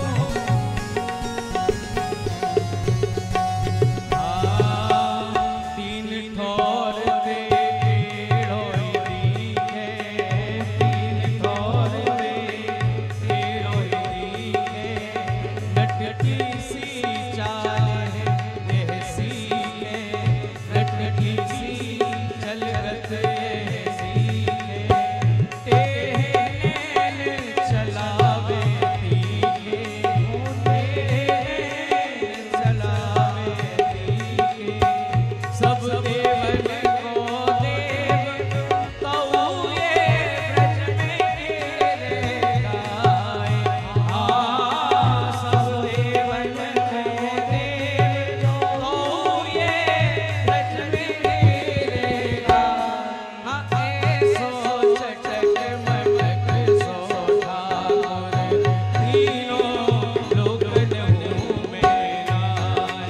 ऐसो चटक मटक सो ठाकुर, तीनों लोकन हूँ मैं नाय।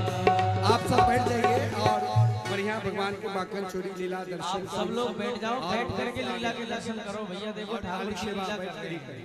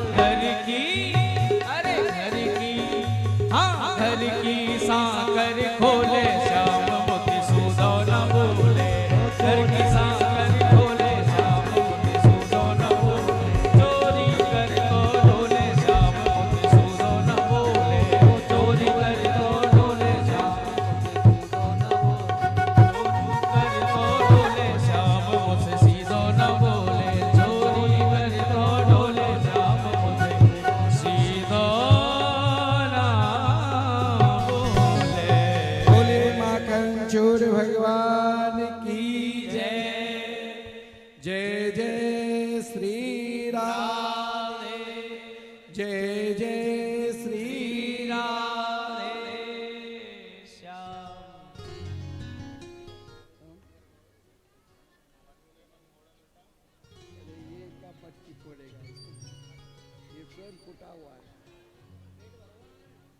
श्री राधे। सभी भक्त शांति पूर्वक अपने स्थान पर विराजमान हो जाएं। बैठ जाइए सभी लोग अपने अपने स्थान पर, जो जहां खड़े हैं सब लोग अपनी जगह पर बैठ जाएं। माताओं से मेरे विनम्र निवेदन है, सब लोग अपनी अपनी जगह बैठें और प्रेम से कथा श्रवण करें। बोलिए वृंदावन बिहारी लाल की जय। भगवान के आज आप बहुत सुंदर माखन चोरी लीला के दर्शन किए। आज बड़ा सुंदर सुंदर प्रसंग है। फिर गिरिराज पूजन में भी आप बड़ा विलक्षण दर्शन करेंगे।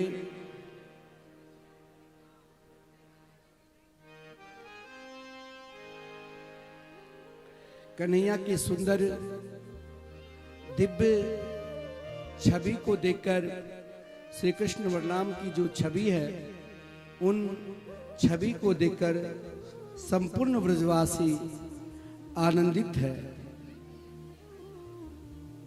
मैया यशोदा स्वयं अपने लाल को देखकर मोहित हो जाती थी। कन्हैया ग्वाल वालों के साथ मिलकर केवल माखन चोरी ही नहीं करते हैं, गो मिट्टी भी ब्रज के खाते हैं। एक दिन श्री कृष्ण और बलदेव दोनों भैया साथ में ग्वाल वाल भी हैं, ब्रह्मांड घाट पर गए और जिस ब्रह्मांड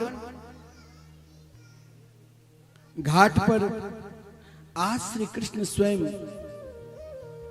माखन तो हर ब्रजवासियों के घर में खाए, लेकिन ब्रज की मिट्टी में किसी को सम्मिलित नहीं किया, ना ग्वाल वालों को और न दो भैया को।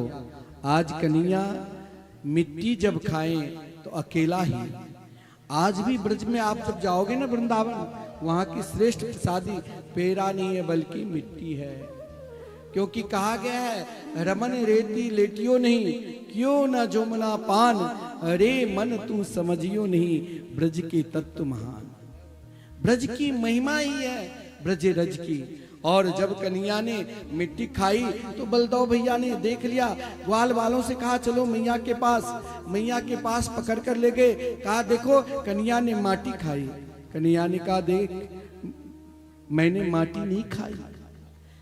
मैया से भी कहा मैया मैंने माटी नहीं खाई। ये सब के सब झूठ बोल रहे हैं। ये जितने भी ग्वाल वाल है ना, देखिए कन्हैया के लीला में राधा रानी कहीं ना कहीं से आ ही जाती है।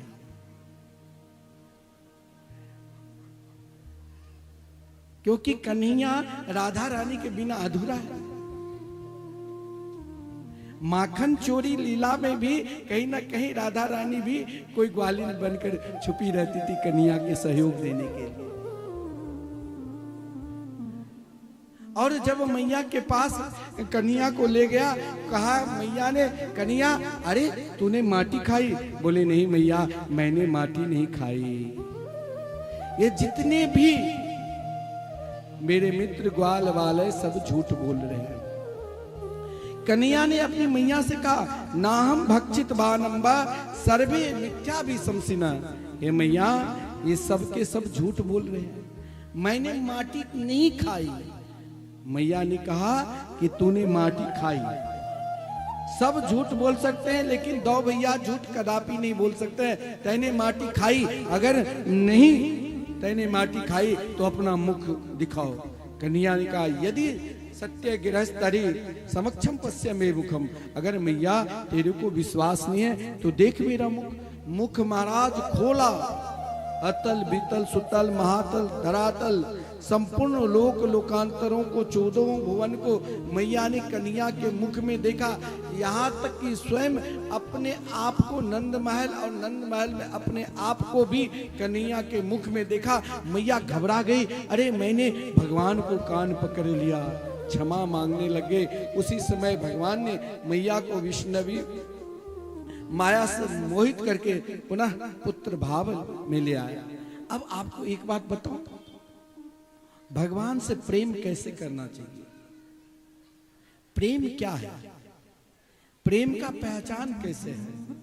भगवान की पूजा तो हम नित्य करते हैं, ऐसा नहीं है जो हम सनातन धर्मावलंबी है तो भगवान की पूजा नहीं करते। लेकिन भगवान से प्रेम कैसे करना चाहिए?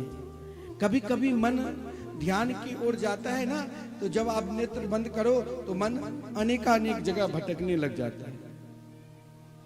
मन एक जगह रहे भगवान के चरणारविंद में, इसके लिए क्या उपाय है? आज मैया यशोदा हम सबको उपाय बता रहे हैं। यही कार्तिक मास को दामोदर मास भी कहा गया है।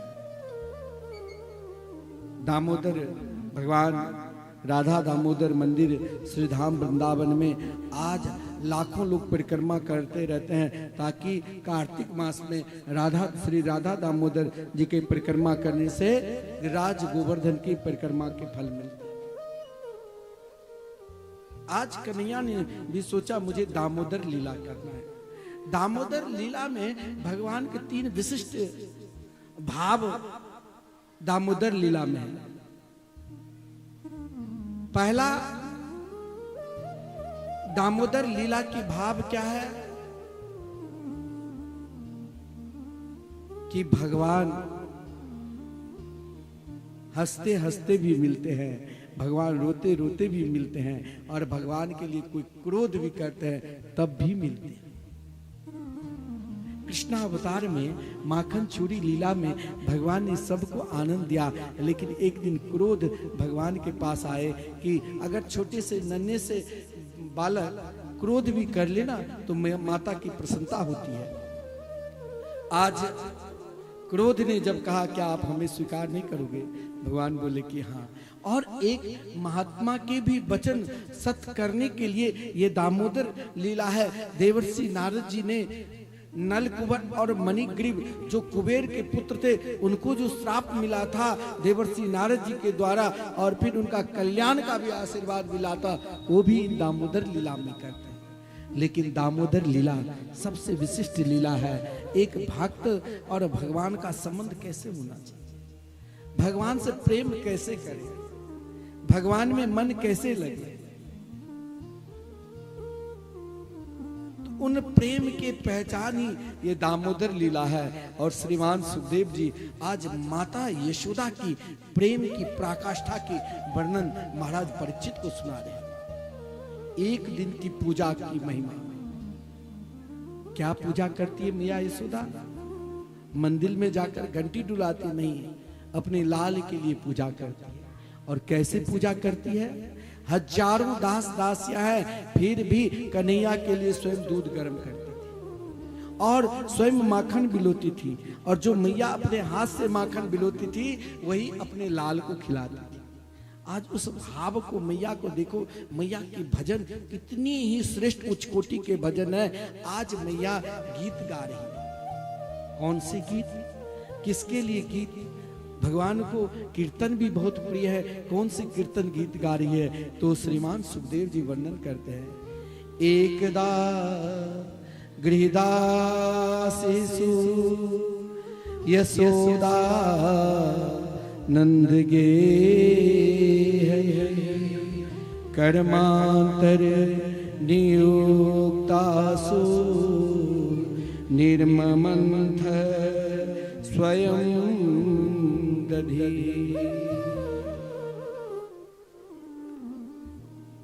आज महाराज मैया यशोदा की प्रेम देखो। एकदा शब्द भागवत के लिए सबसे विशिष्ट शब्द है। आज एक दिन की, एक कार्तिक मास शुक्ल पक्ष की बात है, और मैया यशोदा आज प्रातः काल ब्रह्म मुहूर्त में उठकर कन्हैया को आज प्रातः काल से मैया के पास आकर मचलने लग गए। कभी मैया से कहते मुझे चंदा चाहिए, कभी मैया से कहते मुझे बहू चाहिए। मैया आज प्रातः काल से कन्या को समझा बुझाकर जैसे तैसे रात्रि में सुला दिया, लेकिन प्रातः काल 4 बजे ही कन्या के मंगला आरती होती। आज भी मंदिर में, श्री कृष्ण मंदिर में प्रातः काल ही मंगला आरती होनी चाहिए, क्योंकि गोचारण करने के लिए भी जाएंगे प्रातः काल। आज मैया ने देखा कन्या को कहां से माखन खिलाएंगे, तो ब्रह्म मुहूर्त में उठकर कहा गया, ब्रह्म मुहूर्त में आप जो भी कार्य करेंगे ना, उसमें 10,000 गुना तेज बढ़ जाएगा। प्रातः काल की कहा आप उठकर भजन करोगे तो 10,000 गुना, पर प्रातः काल जो भी कार्य करोगे उसमें 10,000 गुना तेज बढ़ने लगेगा। मन जिस ओर ले जाओगे, संसार में विषय की ओर या भगवत प्राप्ति के लिए, उसमें महाराज बहुत सहयोग, 10,000 सहयोग मिलता है पहले की अपेक्षा। आज प्रातः काल ब्रह्म मुहूर्त में मैया की उपासना देखो। जिस समय मैया माखन बिलो रही थी, उसमें मानो देवताओं के द्वारा संगीत का स्वर चल रहा था।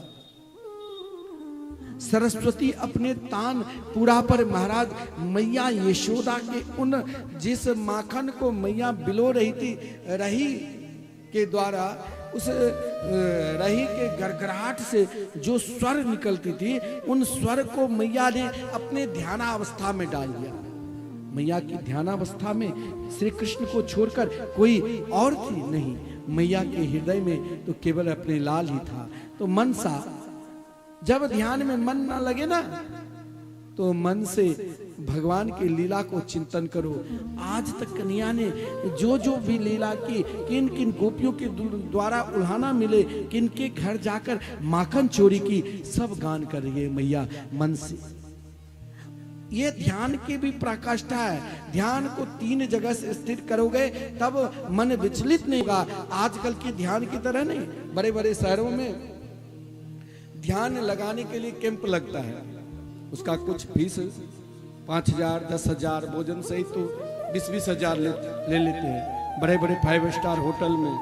और महाराज वहाँ सुंदर बढ़िया हॉल में चारों तरफ एसी लगा रहता है, बंसी का स्वर चलते रहते हैं। बड़े बड़े मोटे तगड़े जाते हैं ध्यान लगाने के लिए। जो ही वहां पर पहुंचते हैं, बंसी की स्वर से एसी के हवा के कारण नींद आ जाती है। और वो जो ध्यान लगाने वाले हैं वो बोलते रहते हैं ध्यान लगा ध्यान लगा। 1 घंटा में सब सो जाते हैं, 1.5 घंटे तक की समय रहता है। जगह तो भाई एकाएक संगीत बंद हो गई, नींद खुल गई, एसी कहता है बंद कर दो, बस ध्यान खुल गया। वो ध्यान नहीं। ध्यान तो ऐसे करो जो जिनके ध्यान करोगे वो आपके गोद में आकर बैठ जाए। तो मैया आज कन्या के ध्यान में ऐसे मग्न है जो मन से कृष्ण के लिए गीत गा रही है। मनसा वाचा वाणी से भी श्री कृष्ण के लिए कीर्तन गा रही है और कर्मणा से माखन बिलो रही है। मैया की सुंदरता, मैया की गोरापन और मैया की श्रृंगार का वर्णन यहाँ आदरणीय श्रीमान सुखदेव जी ने की। मैया रेशम के वस्त्र पहन रखी थी और दही की गड़गड़ाहट के कारण, रस्सी चलाने के कारण रही की, जिससे मैया की उन सुंदरता रूपी मुखार बिंद पर तनिक पसीना टपक रही थी। ऐसा बूंद लग रहा था कोई देवांगना ने आकर मैया की सुंदर श्रृंगार करके चली गई हो। जिस समय माखन मैया बिलो रही है, उस समय दही की गड़गड़ाहट से जो स्वर निकल रहा था, उन स्वर से मैया जो कानों में बड़े बड़े कानों की में कुंडल पहन रखी थी, वो आज कानों की कुंडल भी मानो मैया के उन स्वर में साथ दे रही है। हिल हिल कर मानो सांख्य शास्त्र और भक्ति शास्त्र दोनों एक मिलकर उस तरंग में हिलोर मार रही है।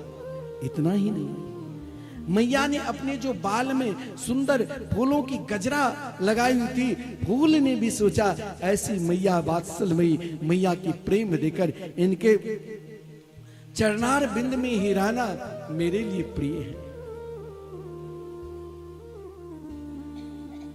मैया जिस समय माखन बिलो रही थी, मनसा वाचा कर्मणा, मैया की भाव को देखकर देखिए, भाव से भजन कम भी करो ना तो बहुत है। अगर आपके भाव में डूब जाओगे ना तो प्रभु अपने आप आ जाएंगे। भाव से भजन आप कम करोगे, लेकिन उन भाव में मनसा वाचा करना एक समर्पित भाव रहना चाहिए, तो भगवान जरूर आपके निकट आ जाएंगे। और मैया तो देखिए फल, मनसा वाचा कर्मणा का एक ही फल हुआ।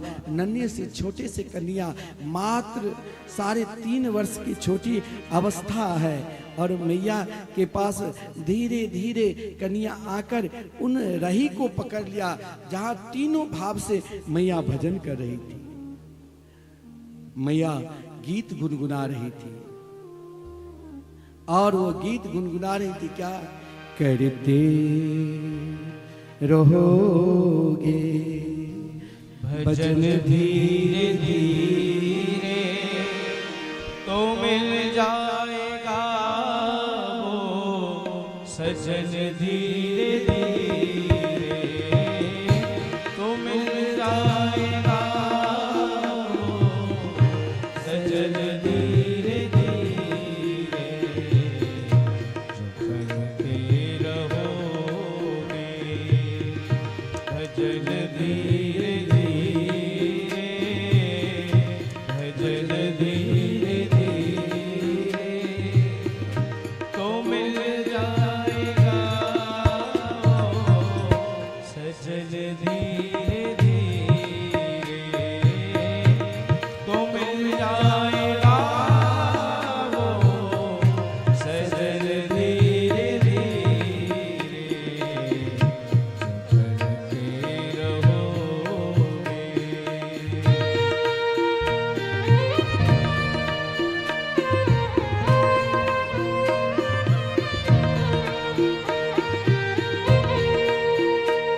भक्तवत्सल भगवान की जय हो।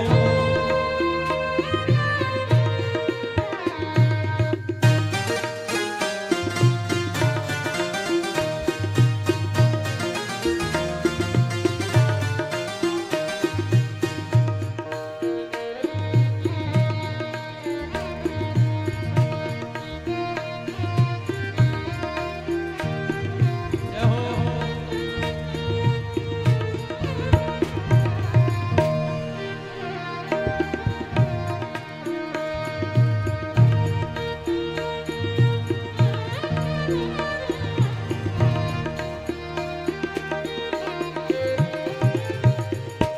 अगर उनसे मिलने की हो दिल में तमन्ना, अगर उनसे मिलने की हो दिल में तमन्ना, अगर उनसे मिलने की हो दिल में तमन्ना,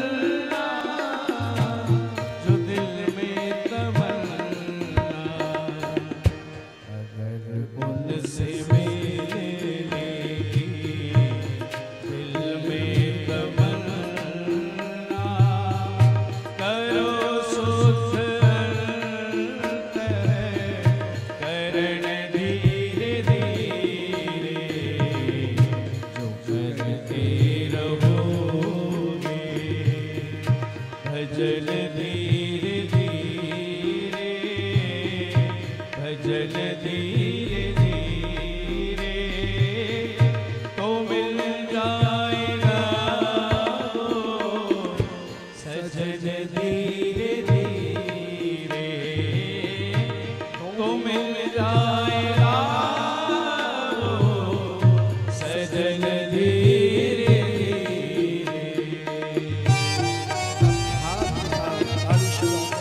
आके बिहारी लाल की जय हो।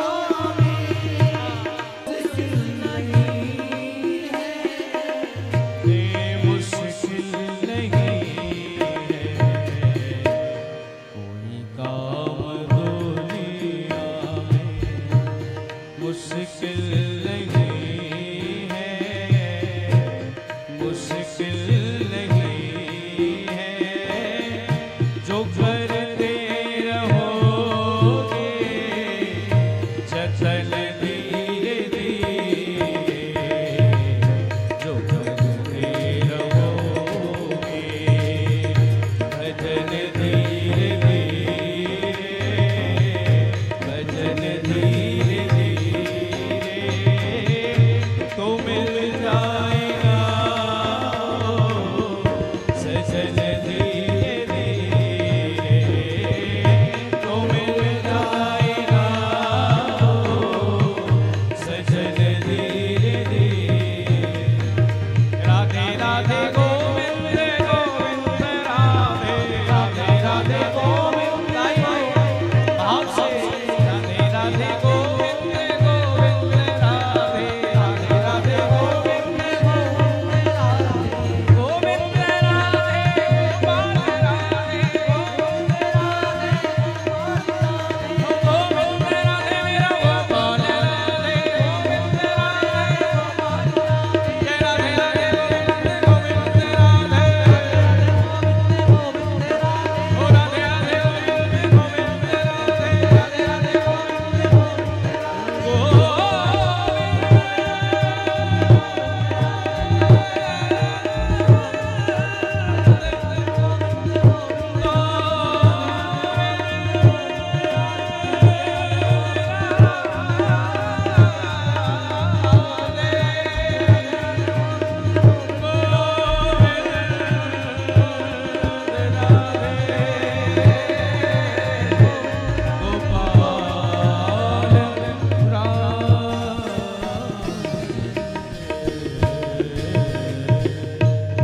जय जय श्री राधे।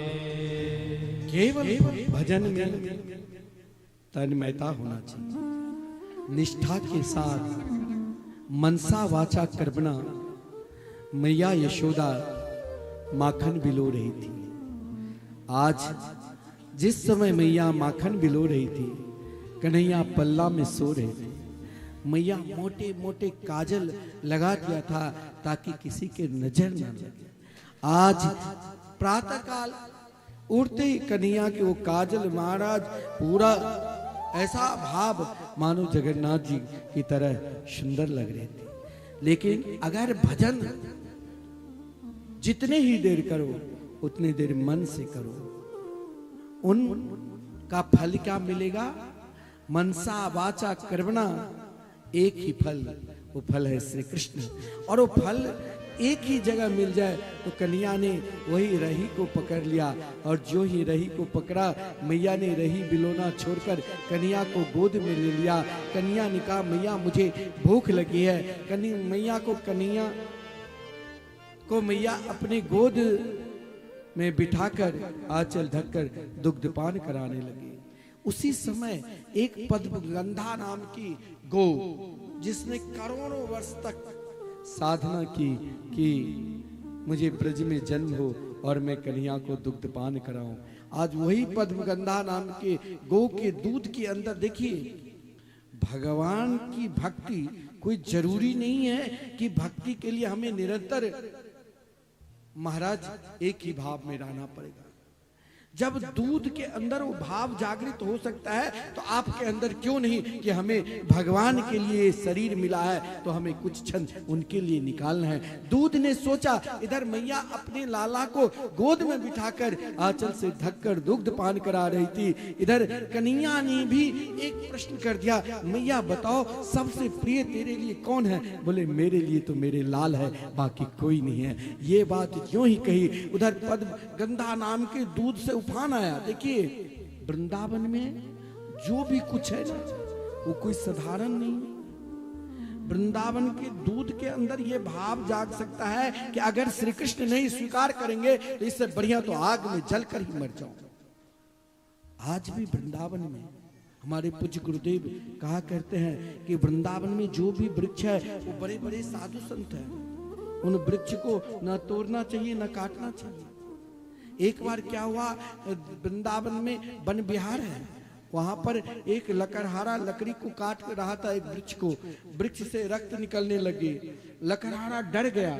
जो ही डरा तो वृक्ष से एक महात्मा ने कहा, मत डरो, अब तूने जब मुझे आधे काट दिया, आधे पूरे काट दो और ब्रज के गांव-गांव में ये लकड़ी को बांट देना, ताकि इसको लोग झूला बनाएंगे। सावन आने वाले हैं उनकी, क्योंकि ब्रज की एक प्रथा है, सावन में बेटी ससुराल से पिहर जाती है और सब झूला झूलती है।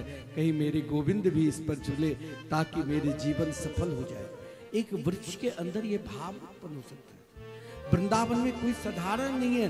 दूध के अंदर भाव आया, मैया गई दूध को संभालने के लिए, तब तक क्रोध ने जो स्तुति की थी, हे श्याम सुंदर आप मुझे एक क्षण के लिए स्वीकार करना, लेकिन एक बार स्वीकार कर लेना। भजन ना बने, रोज आप कोई पाठ करते हैं, पूजा करते हैं, समय पर नहीं आवे, तब जो क्रोध आता है तो क्रोध कोई पाप नहीं है। क्रोध आज कन्हैया ने भी एक नन्हे से छोटे से मात्र 3.5 वर्ष की छोटी अवस्था में क्रोध क्या, और छोटे बच्चे क्रोध भी करे तो भी माता के लिए प्रसन्नता होती है। स्वयं भगवान अपने लाल लाल ओठ को अपने श्वेत रंग से दांत से दबाकर एक लोढ़ा पत्थर के टुकड़ा को लिया और 40 किलो माखन तैयार जिस मटका में रखती थी मैया, वही मटका को त्राम से फोड़ दिया।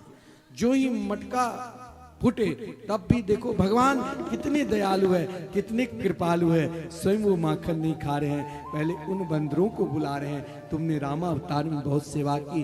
मोर पक्षी सब बाल सब मिलकर खेल रहे हैं। जब खेल रहे थे तो मैया के डर से कन्या ने उखल पर बैठ गया, जिस कारण मैया ने क्रोध इसीलिए किया कि कहीं खल की सहारा न ले ले, क्योंकि उखल पर बैठना दोष माना जाता है। इसीलिए मैया ने कहा आज मैं इसे उखल से बांधूं। एक भक्त की इच्छा, एक भक्त की प्रतिज्ञा, एक भक्त की निष्ठा को भगवान स्वीकार करेंगे, लेकिन कब? जब उनके अंदर भी किसी भी प्रकार की वासना न हो, किसी प्रकार की कामना न हो। मैया के पास कौन सी वासना थी? मैया ने मजाक में एक छड़ी हाथ में ले लिया चांदी की, तो कन्हैया आगे आगे भाग रहे हैं और मैया पीछे पीछे। महाराज ये दृश्य संपूर्ण देवगण देख रहे हैं, आश्चर्यचकित है। लेकिन भगवान तब तक नहीं हाथ में आए जब तक छड़ी थी। छड़ी क्या है? छड़ी एक वासना है। छड़ी क्या है? छड़ी एक कामना है। ओ भगवान ने कहा पहले इस छड़ी को छोड़ो, मैं तुरंत गोद में आऊंगा। और ज्यों ही छड़ी को मैया ने फेंक दिया, भगवान ने गोद में आ गया। लेकिन मैया ने जो प्रतिज्ञा की थी, उन प्रतिज्ञा के कारण मैया ने सोचा कौन सी रस्सी से आज अपने लाल को बांधूं। नारियल की रस्सी से नहीं, अपने बाल में जो बांधती थी ना रेशम की रस्सी, उससे बांधना प्रारंभ की। संपूर्ण गोपियों ने भी दे दिया, फिर भी 2 उंगली छोटी पड़ी। 2 उंगली छोटी होने के कारण वृंदावन की जो लीला है ना, बहुत सूक्ष्म और बहुत सहजता में भी है। वहां माधुर्य लीला है। यहाँ माधुर्य, वहाँ ऐश्वर्य का प्रवेश नहीं है। वहाँ केवल वृंदावन की जो लीला है ना, वो प्रेम की लीला है। वहाँ कोई दिखावटी लीला नहीं है। इसीलिए ऐश्वर्य और माधुर्य लड़ रहे हैं। ऐश्वर्य ने कहा मैं अपने ब्रह्म को बंधन में नहीं आने दूंगा। यहाँ प्रेम ने कहा प्रेम में सब कुछ होता है, यहाँ बंधन में तो आएंगे ही। 2 उंगली छोटी होने के कारण यह भी एक कारण है कि रस्सी के अंदर कश्यप और अदिति ने प्रवेश किया, कहा कि मैं अपने बामन को बिल्कुल बंधन में नहीं आने दूंगा। 2 उंगली छोटी होने का यह भी कारण है, जब तक भक्त परिश्रम नहीं करेंगे तब तक भगवान कृपा नहीं करेंगे। क्योंकि यहाँ राधा रानी के द्वारा कृपा नाम की एक वस्त्र दिया, जिस वस्त्र को रस्सी बांधकर कन्हैया को जो ही मैया बंधन में की, तुरंत बंधन को स्वीकार कर लिया। भक्त के परिश्रम और भगवान की कृपा, जब आप परिश्रम करोगे भगवान के लिए तो भगवान अवश्य कृपा करेंगे। लेकिन उन कृपा में भी, उन बंधन में भी अगर भगवान ने बंधन को स्वीकार कर लिया तो उन बंधन में अनेक जन्म जन्मांतरों तक जो जीव प्राणी बंधे हुए हैं उसे मुक्त कर देते हैं। जैसे कुबेर का पुत्र नलकुबर और मणिग्रीव वर्षों से नंद महल के समीप एक जुड़वा वृक्ष के रूप में थे, ग्वाल बाल के साथ खेलते हुए जब उन वृक्ष के दोनों बीच में वो कल को फंसाया, धड़ाम से वृक्ष गिरे और वहां से दो महापुरुष निकले और दोनों महापुरुष नलकुबर मणिग्रीव ने जो कभी महाराज धन के मद में आकर देवर्षि नारद जी के समीप उन अप्सराओं के साथ निर्वस्त्र स्नान कर रहे थे मंदाकिनी नदी में, लेकिन उनके मद को अभिमान को दूर करने के लिए वृक्ष होने का श्राप दिया। आज जब भगवान को प्राप्त कर लिया तब वो बदल गए और भगवान की स्तुति करने लगे। क्या? बानी गुणानुकथने श्रवणो कथाया हस्तो च कर्मण सुमनस तव पादयोर्न अस्मृत्या शिरस तव निवास जगत प्रणामे दृष्टि सदा दर्शनेस्तु भगवत तनूना। नलकुबर और मणिग्रीव ने भगवान को दो भाव से प्रार्थना की। पहला भाव दीनता भाव। दीनता भाव में अपने आप को शून्य होना पड़ता है, छोटे, और भगवान को बहुत बहुत बड़े रखना पड़ेगा। और उस बड़ापन में कहा, हे प्रभु मेरी वाणी निरंतर आपकी मंगलमयी गीत गाते रहे, कीर्तन करते रहे, मेरे दोनों कान आपके मंगलमयी कथा श्रवण करते रहे, मेरे मस्तक आप के चरणारविंद में झुके रहे, मेरे दोनों कान निरंतर आपके कीर्तन सुनते रहे, हाथ निरंतर आपकी सेवा में लगे रहे। एक भाव से तो अपने पिता के भाव गए, एक भाव से स्निग्ध कंठ और मधु कंठ के रूप में सीधे दिव्य वृंदावन गोलोक धाम के और प्रस्थान के। इधर महाराज वृक्ष की आवाज जब ब्रजवासियों को सुनाई दी, नंद बाबा गौशाला पर थे, दौड़ते हुए आया। महाराज ना कोई आंधी हुआ ना कोई तूफान, फिर वृक्ष किसने गिराया? बोले कन्हैया खेलते खेलते। महाराज नंद बाबा को बहुत दुख हुआ, कन्हैया को गोद में लेकर सीधे गौशाला चले गए। मैया यशोदा रोने लग गई, कहीं अब कन्हैया हमसे अलग ना हो जाए। मैया ने अन्न जल को त्याग दिया। बोले प्रातः काल तक कन्हैया नहीं आएंगे तो फिर मैं जिंदा नहीं रहूंगी।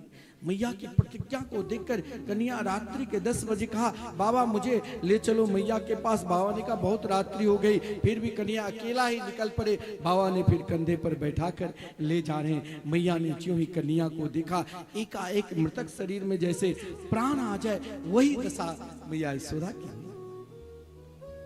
इधर प्रातःकाल संपूर्ण ब्रजवासी एकत्रित हो गए। बोले अब यहाँ बिल्कुल नहीं रहना है, अब यहां से छोड़कर कहीं हमें और जाना है। बोले कौन सा ऐसा स्थान है? सब बैठा विचार किया तो नंद बाबा के एक भाई उपनंद बोले एक बहुत सुंदर वन है, जिस वन का नाम ही है वृंदावन। वृंदावन वो वन है जिसके विषय में कहा गया है, वृंदाया भक्त्या यह वनम निस्वास सा वृंदावन, जहां भक्ति करने की अपने आप मन होने लग जाए। वृंदाया तुलस्या वनम जैसा वृंदावनम, वृंदाया लीला शक्त्या वनम जैसा वृंदावनम, वृंदाया राधाया वनम जैसा वृंदावनम, जहाँ रास रास श्री राधा रानी की दिव्याति दिव्य वन हो। वो वन कैसे हैं? तो उपनंद कह रहे हैं, वनम वृंदावनम नाम पश्यभ्यम नवकाननम गोप गोपी गवाम सेव्यम पुण्याद्रे त्रिनविरोधरम। वृंदावन सबके प्रिय है। आज भी आप भी जाओगे ना तो वृंदावन में आपको बहुत आनंद आएगा। एक बार आप वृंदावन चले जाओगे ना, बांके बिहारी जी के एक ही बार फूल बंगला बनते हैं, एक ही बार चरण दर्शन होते हैं, एक ही बार साल में जो दिव्य मंगला आरती होती है। एक बार वृंदावन आप जाओगे ना, इस मन को जरूर कहना, ये मन एक बार तुम वृंदावन हमें ले चलो। जो वृंदावन गोप के लिए प्रिय, जो गोपकाएं के लिए भी प्रिय और जो गौएं के लिए प्रिय, जिस वृंदावन में चाहे बड़े बड़े महल बन जाए, बड़े बड़े धर्मशाला बन जाए, लेकिन तीन चीज आज भी आपको वृंदावन में दर्शन मिलेंगे, वो कभी नष्ट हो ही नहीं सकता। वृंदावनम गोवर्धनम यमुना पुलिनानी च। वृंदावन और गोवर्धन और यमुना जी के जब भी आप जाओगे दर्शन मिलेंगे। और जिन तीनों को देखकर श्री कृष्ण और बलदेव भैया बहुत हर्षित हुए।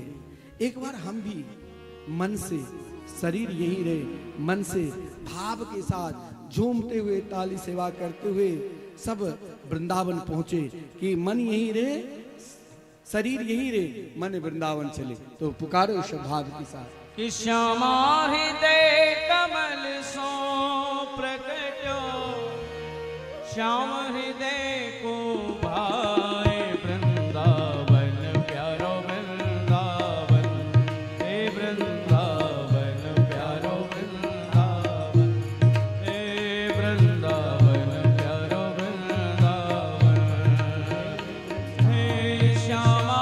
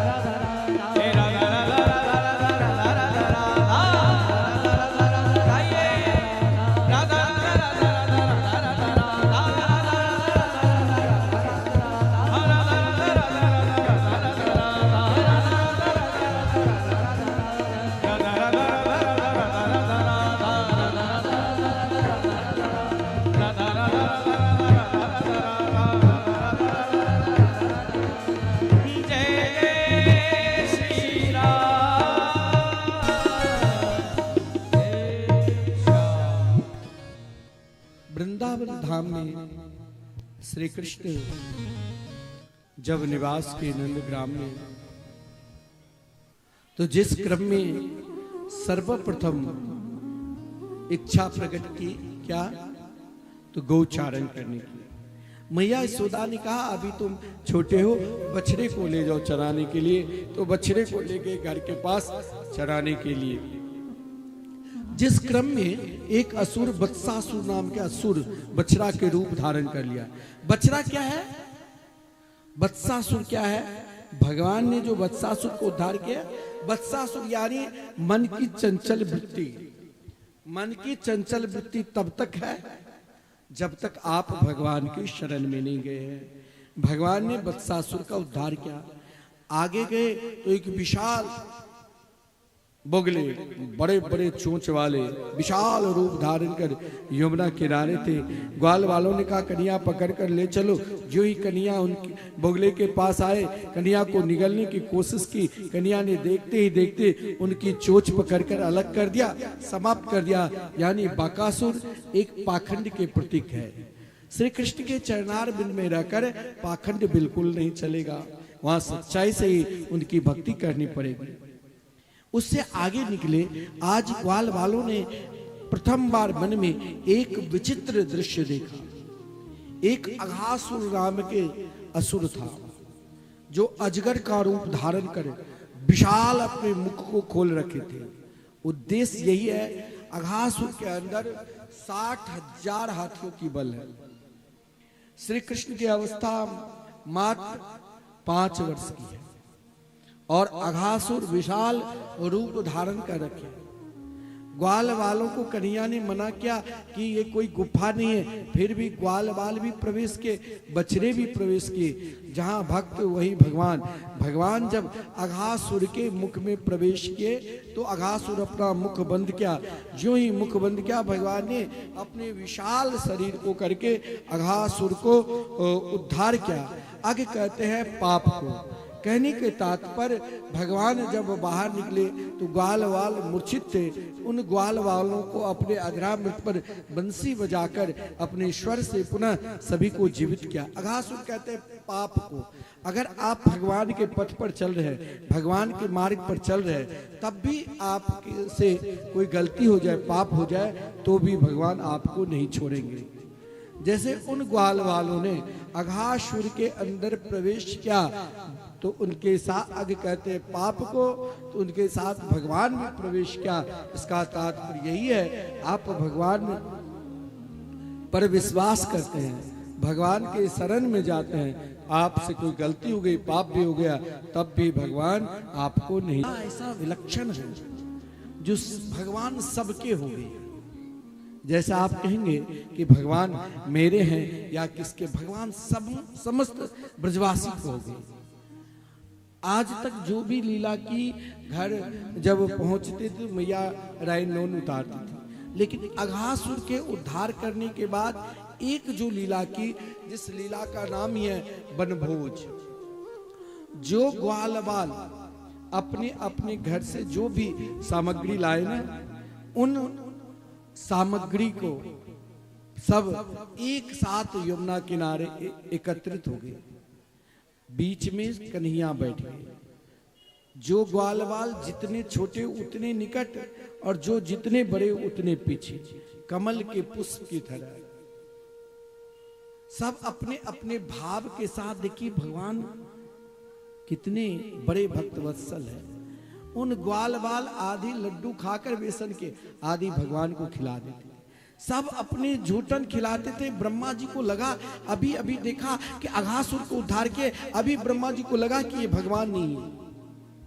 और इधर ब्रजवासियों ने भी इच्छा प्रकट की थी। क्या? देखिए, आप भगवान के शरण में जाते हो ना, जो भी इच्छा होगी एक दिन भगवान अवश्य पूर्ति करेंगे। लेकिन कैसे?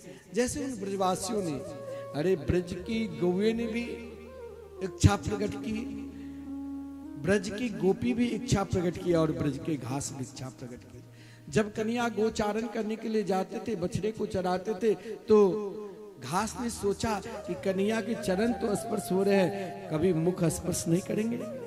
तो भगवान का समय आने पर ब्रज की गोपियों ने जब मैया उंगली पकड़कर कन्या को कभी कभी अपने घर में ही नचाते थे, तो स्वयं ब्रजांगना ब्रज की गोपिकाएं ने कही, जैसे भाव यशोदा ले रही है, क्या वो भाव मैं नहीं लूं? भगवान का अवश्य लो। गौए ने भी भाव प्रकट की, जैसे बछड़े मेरे को दुग्ध पान करते हैं, कन्या जैसे अपनी मैया को दुग्ध पान करते हैं, क्या मेरे दुग्ध पान नहीं करेंगे? भगवान का अवश्य करेंगे।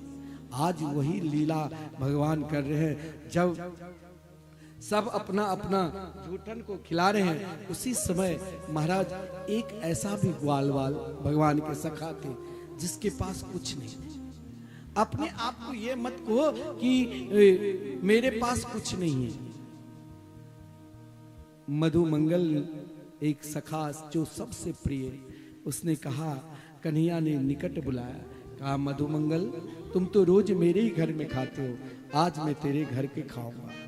देखिए भाव यही है, भगवान को कोई जरूरी नहीं है आप 56 प्रकार के व्यंजन दे दोगे वही खाने के लिए आएंगे। केवल आपका भाव किस प्रकार उच्च कोटि के है। मधुमंगल के समीप आकर भगवान बहुत मचल गए। मधुमंगल दौड़ते हुए गए, अपनी मैया से कहा, मैया आज जो घर में वो दो, किसी दूसरे के घर के मुझे नहीं लेना है। मैया ने गोरस दिया, जिसे आप गोर कहते हो, मट्ठा, वो भी कई दिनों से महाराज विकार युक्त हो गया था, बहुत खटाई से दुर्गंध आ रही थी। मधुमंगल ने एक मिट्टी के पात्र में लेकर कन्हैया के पास ले गए। कन्हैया को देखते ही महाराज इतने शर्मा गए मधुमंगल, जो वो मट्ठा स्वयं पी लिया और बर्तन को यमुना जी में फेंक दिया। भगवान ने क्या किया, तो मधुमंगल के मुख में जो लगे हुए थे ना मट्ठा, उसे चाटने लगे। ब्रह्मा जी ने देखा, अरे ये भगवान थोड़े हो सकता है जो झूठन को खावे। भगवान को आप जैसे दोगे, अभी श्रीधाम वृंदावन में जो विश्व में प्रथम बार, और वृंदावन में कहीं भी भागवत मंदिर नहीं है, और उस भागवत मंदिर में एक साथ 18,000 श्लोक, अभी 5वें स्कंद तक उनमें श्लोक लग भी चुके हैं। और उसमें जब आप प्रवेश करोगे, एक अभी से ही एक अलग से एक साथ भागवत 7 दिन में आप कथा सुनते हो, तो 7 दिन पंडित जी पारायण करते, तब आप संपूर्ण पारायण श्रवण कर पाते हो। और एक ही समय एक ही जगह संपूर्ण श्लोक के दर्शन करना। ग्रंथ में भी 18,000 है, एक एक पन्ना उल्टाने पड़ेंगे, वहां एक साथ दर्शन करोगे। कोई ऐसा भी व्यक्ति है जो 1 लाख रुपया वहां देते हैं कि मेरे नाम या मेरे पूर्वज के नाम से वहां मुख्य द्वार पर नाम रहे, कोई ऐसा भी व्यक्ति है। उन 18,000 में एक श्लोक का समर्पित करते हैं। और कोई ऐसा भी व्यक्ति है जिसके पास कुछ नहीं, तो मैंने कहा जहां एक श्लोक लगेंगे वहां आप एक ईंट आपके नाम से, वहां सीमेंट, बालू, रेत, मिस्त्री खट बहुत से बहुत 1100 लगेंगे, जिसमें कई लोगों का सहयोग आ रहा है। और वहां पर महाराज संकीर्तन चल रहे हैं। आप घर पर कराओगे 10,000 लगेगा एक दिन के 24 घंटे के, वहां 1500 में 24 घंटे कीर्तन। और मैंने तो एक योजना बना दी कि वहां कोई 21,000 देते हैं, तो उनके नाम से साल के 12 दिन संकीर्तन, 12 संतों की भोजन, और मरणोपरांत भी उनके लड़के बच्चे उनके नाम से महाराज कभी कुछ छाया वर्षी ना कर सके, लेकिन उनके नाम से श्री धाम वृंदावन में निरंतर चलता रहेगा।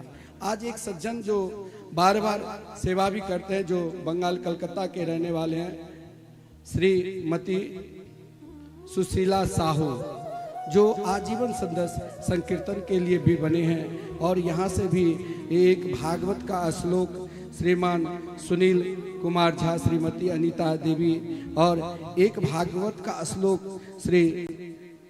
श्रीमान वीर शंकर झा और पुत्र वधू संगीता झा, एक गुप्त दान भी 5100 प्रदान की है। तो कहने के तात्पर्य मैं इसलिए बोला हूँ, जो कोई जरूरी नहीं है आप बहुत दान दे दो। दान ये नहीं है कि बहुत लोग कहते हैं ना, आपके पास कोई चंदा मांगने के लिए आएंगे, इतना दो नहीं तो नहीं लूंगा, उसे बिल्कुल मत देना। दान में बंधन नहीं है, दान आप अपनी इच्छा से कर सकते हो।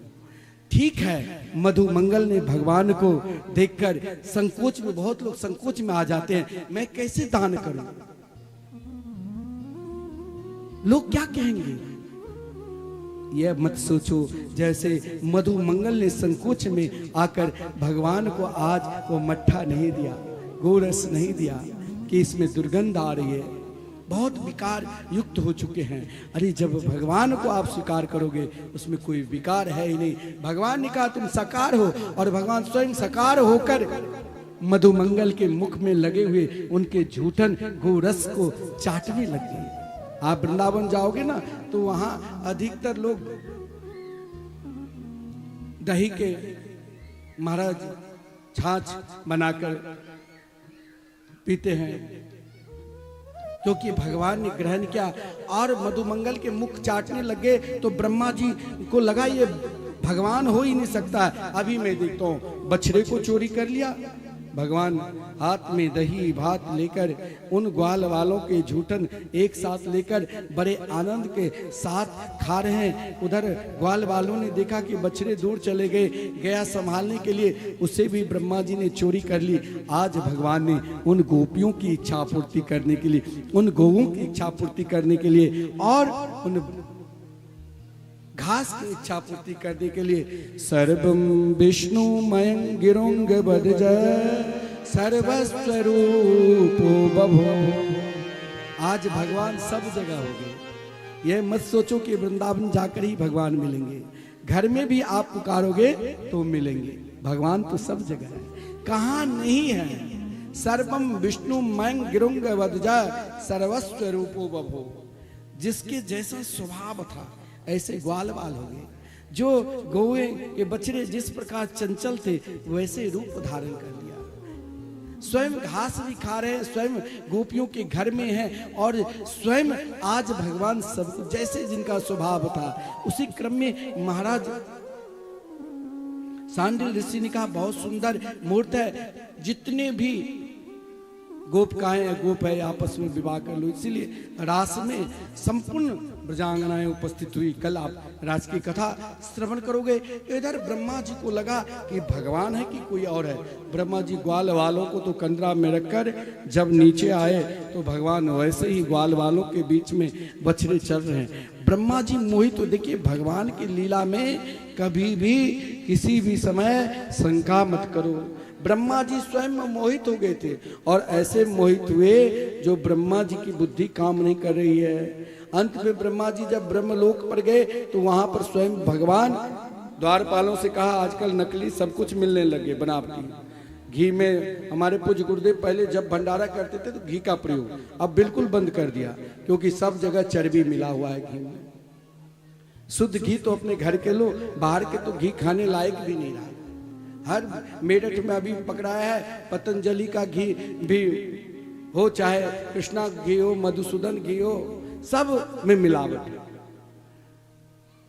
शुद्ध घी तो घर में ही मिलेगा और बाहर कहीं मिलेगा ही नहीं। तो यहाँ पर कहा कि देखो आजकल नकली ब्रह्मा जी भी आने लगे हैं। अच्छा, नकली ब्रह्मा। तुरंत भगवान सामने मुरली बजा रहे हैं। ब्रह्मा जी पहुंचे, अंदर घुसने की कोशिश की। द्वारपालों ने कहा अंदर नहीं जा सकते हो। दूसरे ब्रह्मा जी बैठे, देख लो। देखा तो अरे साक्षात वही कन्हैया। अब ब्रह्मा जी अंदर घुसने की कोशिश की, वहीं द्वारपालों ने धक्का दे दिया। ब्रह्मलोक से सीधे वृंदावन आए। आज भी वृंदावन स्थान है चौमुहा, जहां पर ब्रह्मा जी गिरे, और वहां पर अब ऐश्वर्य वृंदावन को एक ब्रह्मा कौन के 8 मुख वाला, 16 मुख, 32, 64 अनंत मुख वाले ब्रह्मा को देखा, क्योंकि जाके रोम कोटि ब्रह्मंडा। ब्रह्मा जी की बुद्धि काम नहीं कर रही है। ब्रह्मा जी ने उसी समय भगवान के शरण में गए और 40 मंत्रों के द्वारा भगवान की सुंदर स्तुति की। भगवान ब्रह्मा जी पर प्रसन्न नहीं हुए, क्योंकि भगवान के सबसे प्रिय भक्त को अलग कर दिया था। बोले जाओ कलयुग में तुमको एक बार जन्म लेना पड़ेगा, लेकिन वही भक्त के चरित्र को तुम जब गान करोगे तब पुनः ब्रह्म पद प्राप्त करोगे। इस प्रकार महाराज भगवान अपने परम प्रिय भक्त के हर इच्छा के पूर्ण करते हैं। भगवान ने स्वयं कार्तिक मास शुक्ल पक्ष अष्टमी तिथि के गोपाष्टमी जिसे कहते हैं, जिस क्रम में भगवान ने गौचारण किए, और गौचारण के समय भी एक धेनुका सुर नाम के असुर था जिनके भगवान ने ताल वन में उद्धार किया। भगवान निरंतर ब्रज के शुद्धिकरण में ही लगे हैं। और महाराज सबसे बड़ा शुद्धिकरण तो यमुना जी में, जिस यमुना जी में कालिए नाग वर्षों से निवास करते थे। आज भगवान ने उन जो यमुना के जल को प्रदूषण कर दिया था, प्रदूषित, आज भगवान कुछ ग्वाल वालों के साथ मिलकर गेंद खेलने के माध्यम से यमुना के किनारे पहुंचे। और जब भगवान की पाली आया तो जोर से गेंद सीधे उस दह में फेंक दिया जहां कालिए नाग निवास करता था। और कालिए नाग की पत्नी ने भगवान को जब देखा तो भगवान की स्तुति की, लेकिन वही नाग घर में आपके 4 सदस्य है, पत्नी बहुत भजन कर रही है, कोई जरूरी नहीं पति, लेकिन वो पत्नी चाहे तो उस पति को भगवान की शरणागति एक दिन न एक दिन स्वीकार करा सकते हैं। जैसे काली नाग की पत्नी ने जब भगवान उस दाह में प्रवेश किए तो नाग ने क्रोध किया, भगवान को चाहा अपनी में फंसा लूं, मानो भगवान के चारों तरफ अपनी पूंछ के द्वारा काली नाग चाहा कि इसमें समा लूं। भगवान ने अपने आप को बड़े जोरदार बहुत बड़े हो गए, जिस कारण काली नाग के सीधे मस्तक पर चढ़कर उनको भगवान जब, क्योंकि उनकी पत्नी प्रार्थना कर रही है, प्रभु इसे दीन बना दो, जब दीन बनाने की प्रार्थना की कि प्रभु चाहे आपने इनके अंदर स्वभाव प्रकट किया, इस स्वभाव से दूषित है, इस स्वभाव को आप अपने चरणार बिंद में लगा दो, तो भगवान अपने चरणार बिंद को कालिए नाग के मस्तक पर रखकर एक एक फन को झुका रहे थे। और इसी भाव को सूरदास जी ने अपने भाव दिया, क्योंकि वहां संपूर्ण देवता इस भाव को देखकर प्रार्थना कर रहे हैं। तांडव गति मुंडन पर रत बनवारी, तांडव गति मुंडन पर रत बनवारी, पम पम पग पग पग पग भम भम भम भन पर, पम पम पम पग पग पग भम भम भम भन पर, बिम बिम बिम बिन दिगर कलाग तांडव गति मुंडन पर नाथ बनवारी, तांडव गति मुंडन पर नाथ बनवारी, सच सच सच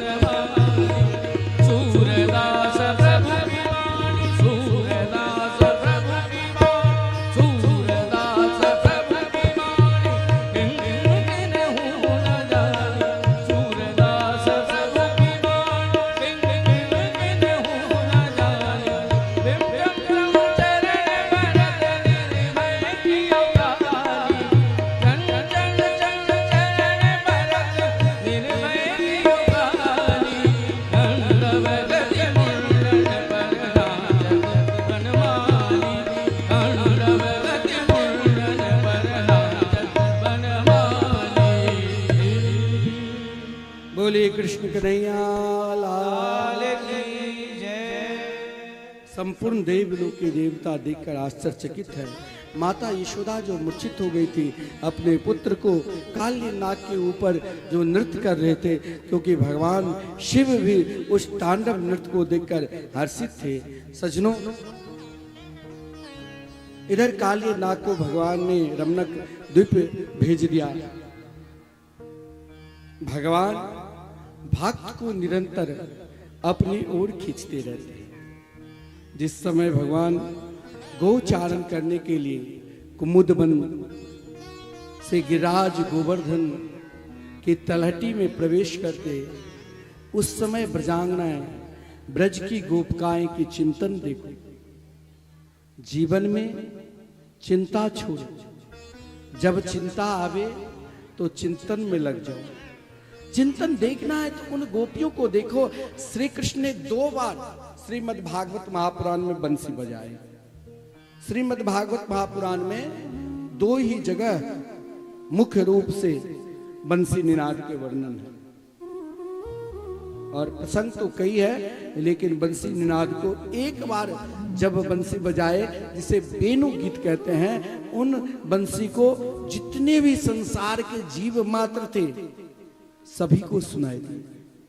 और एक बार जब बंसी बजाए, जिनका प्रसंग आप कल सुनोगे महारास लीला की कथा, तो उसमें उन गोपियों को भगवान बुलाते हैं जिसको आमंत्रण किया था। चाहे महाराज जो अपने अनेक जन्म जन्मांतरों तक भगवान में समर्पित थे, लेकिन भगवान को नहीं छोड़ा, उनको बुलाया। आज उन गोपियों की चिंतन देखो। जब श्री कृष्ण गौचारण करने के लिए तालबन से कुमुदबन, कुमुदबन से गिरिराज गोवर्धन के तलहटी में प्रवेश करते हैं, उन तलहटी के भाव को ब्रजांगनाएं, ब्रज की गोपिकाएं चिंतन के माध्यम से देख रही है। चिंतन देखो बहुत सर्वोपरि है। चिंतन क्या सर्वोपरि है? श्याम सुंदर के उन रूप को निहार रही है। कन्हैया के रूप कैसे है? तो वरा पीडम नटबर बपू करनयो का बिभ्रद्वास कनक कपिसं वैजयन्तीं चमाला रंध्रान वेणु रधर सुदया पूरयन गोप वृंदारण्यं स्वपद रमणं प्राविशद गीत की। श्याम सुंदर कैसे है? तो उन ब्रजांगनाएं जो घर पे रसोई बना रही हैं, कभी भी कोई भी गोपी घर के काम छोड़कर नहीं भागी। यह भी एक विधान है हमारे शास्त्र में, सनातन धर्म में। जहां हो, जिस परिस्थिति में हो, जिस लगन में हो, वही लगकर प्रभु को पुकार सकते हैं, और वो पुकार में हो सकती है। एक दिन वही पुकार उनके नाम में डुबो देंगे, और वही पुकार उनके रूप को चिंतन करा देंगे, वही पुकार उनके लीला को चिंतन करा देंगे, वही पुकार उनके धाम में जिस प्रकार जैसे लीला करते हैं वो धाम की प्रकाष्ठा में डुबा देंगे। लेकिन केवल पुकार, और उस पुकार में, उस चिंतन के माध्यम से उन गोपियों की पुकार देखो, उन गोपियों की चिंतन देखो। श्री कृष्ण के लिए जब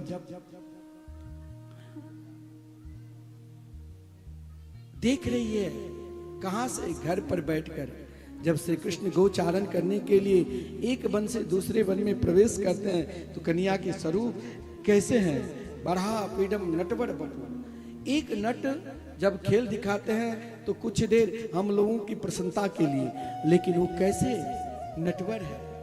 जो हर प्राणी के घर में 4 व्यक्ति है, तो चारों को रूप कुछ अलग, कुछ स्वभाव अलग, सब कुछ अलग बदल देते हैं। भगवान जब एक वन से दूसरे वन में चलते हैं तो वन के पुष्प पे श्रृंगार करते हैं। तो सबसे प्रिय वैजयंती के पुष्प। वैजयंती के पुष्प में 5 रंग होते हैं। 5 रंग क्या है? जीवन की यही 5 रंग कृष्ण से मिलाने की रंग है। जो भगवान वैजयंती के पुष्प के जो माला पहन रखे हैं, उसमें 5 रंग है। वो 5 रंग एक प्रेम की रस है, और उस प्रेम के रस में वही डूब सकता है जो ब्रजांगना है, ब्रज की गोपी है। और गोपी वही बन सकता है, कोई ये नहीं है लंगा फरिया पहनकर नाच लिया तो गोपी। गोपी वो है, गोपी कृष्ण रसम पिबती इति गोपी, जो निरंतर श्री कृष्ण के नाम रूप लीला धाम की रसा स्वादन करती रहती है, वही गोपी है। आज उन गोपियों की चिंतन देखो। श्याम सुंदर जो 5 प्रकार की वैजयंती की माला पहन रखे, उसमें 5 रस है। भक्ति के जो 5 सर्वोपरि रस है, शांत रस, दास रस, सख्य रस, वात्सल रस और माधुर्य रस से परिपूर्ण होकर श्री कृष्ण अपने भक्त को बुलाते हैं। आज किसको बुलाएंगे? उन ब्रजांगना कहती है उन्हीं को बुलाएंगे जिसके अंदर एक ही कामना है, क्योंकि श्री कृष्ण मोर पंख पहनकर निरंतर रहते हैं। मोर पंख क्यों धारण करते हैं? आज भी मोर पंख की ये विशेषता है। आपने घर में कोई पंडित जी आकर कह दिया वास्तु दोष है, तो मुख द्वार पर मोर पंख भी रख दो तो वहां वास्तु दोष का प्रभाव नहीं पड़ेगा। किसी का कोई तंत्र विद्या का भी प्रभाव नहीं पड़ेगा। आप स्वयं कोई गलत स्वप्न देखते हैं या कीड़ा मकोड़ा ज्यादा घर में प्रवेश करता है, छिपकली इत्यादि, तो मोर पंख रख दो। मोर पंख भगवान क्यों धारण करते हैं? मोर पंख के धारण का यही अभिप्राय है, मोर एक निष्कामी है, मोर की कामना भी है। तो जब बादल की सुंदरता को देखकर लगता है कि मेरे कृष्ण मुझे बुला रहे हैं, तब वहां पहुंच नहीं पाते हैं तो आंख से अश्रुपात होती है, वो मोरनी उसे स्पर्श कर लेते हैं, तब संतान होती है। मोर निष्कामी है। मोर को भगवान बहुत आदर करते हैं, क्योंकि मोर से राधा रानी के 2 बहुत प्रिय पक्षी है, एक तोता, एक मोर। क्योंकि कभी कभी स्वयं श्री कृष्ण भी जब कभी कभी राधा रानी रूठ जाती थी तो श्री कृष्ण मोर कुटी पर आकर मोर भगवान बनकर नृत्य करने लग जाते। तो मोर यानी निष्कामी। तो श्री कृष्ण किनको मिलेंगे? वो ब्रजांगना है। उस भक्ति के रस को प्राप्त करना है तो निष्कामी हो जाओ, और निष्काम होकर एकमात्र श्री कृष्ण पर विश्वास करो। कैसे विश्वास? जैसे श्री कृष्ण जब गौ के पीछे पीछे चलते हैं ना, तो उनके चरण की धूल जो श्री कृष्ण के सुंदर सांवला सलोना मुखार बिंद पर पड़ते हैं, और उस मुखार बिंद पर ऐसी शोभा हो रही है जैसे मानो गौ की चरण धूल से जो धूल पड़ने से मानो कोई कह रहे हैं जो ग्वालवाल श्री कृष्ण के से इंद्र के पीछे पीछे बहुत सारे देवतागण लोकपाल चलते हैं, वैसे सब पीछे पीछे कन्या के पीछे आगे आगे गए हैं, और सबसे पीछे महाराज ग्वालवाल चलते रहते हैं। बड़ा सुंदर भाव है। यही भाव को उन ब्रजांगनाएं चिंतन करती है अपनी आंखों के द्वारा, और आंख से कहती है अक्षान वताम फल मिदाम ना परम विदामा। अरे आंख, तू उन रूप को देखो ना, देखो श्याम सुंदर की छवि कितनी सुंदर है। जब उस छवि को निहार रही है ना, तो उसे आंख से अश्रुपात होने लग जाती है, जलावन भींग जाता है, रसोई कर नहीं पाती है, सांस डांट लगाने लग जाती है। कभी तो महाराज ऐसे भाव में आ जाती है जो दाल में चीनी डाल देती है और खीर में नमक। इस भाव से चिंतन कर रही है, लेकिन उसी भाव में कोस रही है बंसी की। कभी कोसती भी है, अरे सुहागिन बंसी, तूने ऐसी कौन सी तपस्या की है जो श्याम सुंदर निरंतर तुमको अपने अधरा मृत पर रसास्वादन कर, अपने हाथ से चरण दबाते, अपने हाथ से सुंदर आपको सज्जा सुलाते हैं। हे बंसी, तू बताओ कौन सी तीर्थ में जाकर कौन सी तपस्या की है जो श्याम सुंदर मुझे भी स्वीकार करे।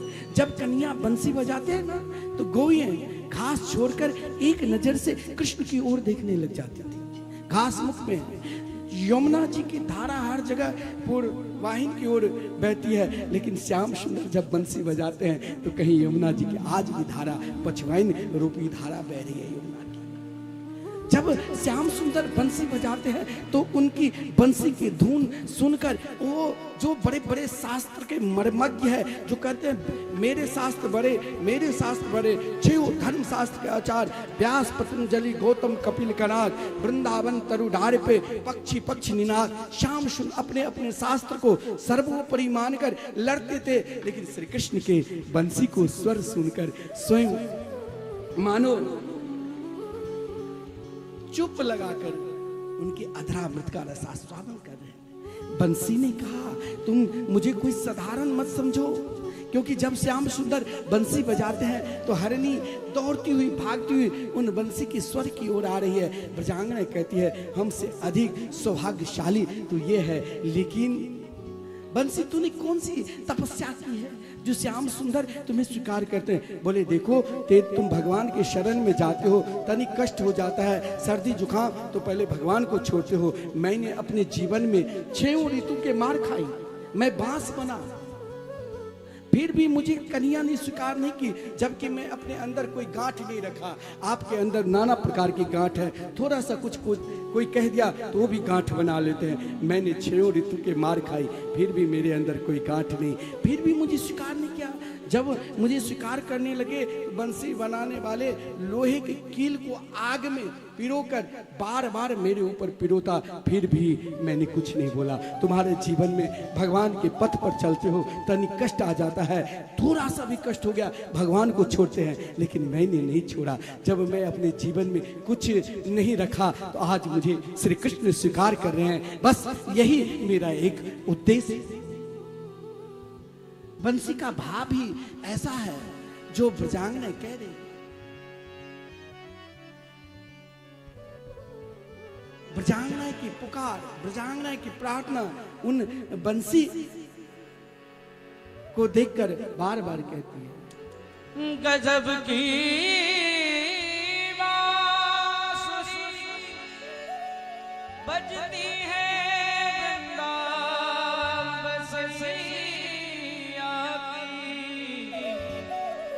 करूं तारीफ मुरली या मुरलीधर कन्हैया ओ मेरा दिल तुझ पे कुर्बान मुरलिया वाले रे, मेरा दिल तुझ पे कुर्बान मुरलिया वाले, गाइए मेरा दिल तुझ पे कुर्बान मुरलिया वाले,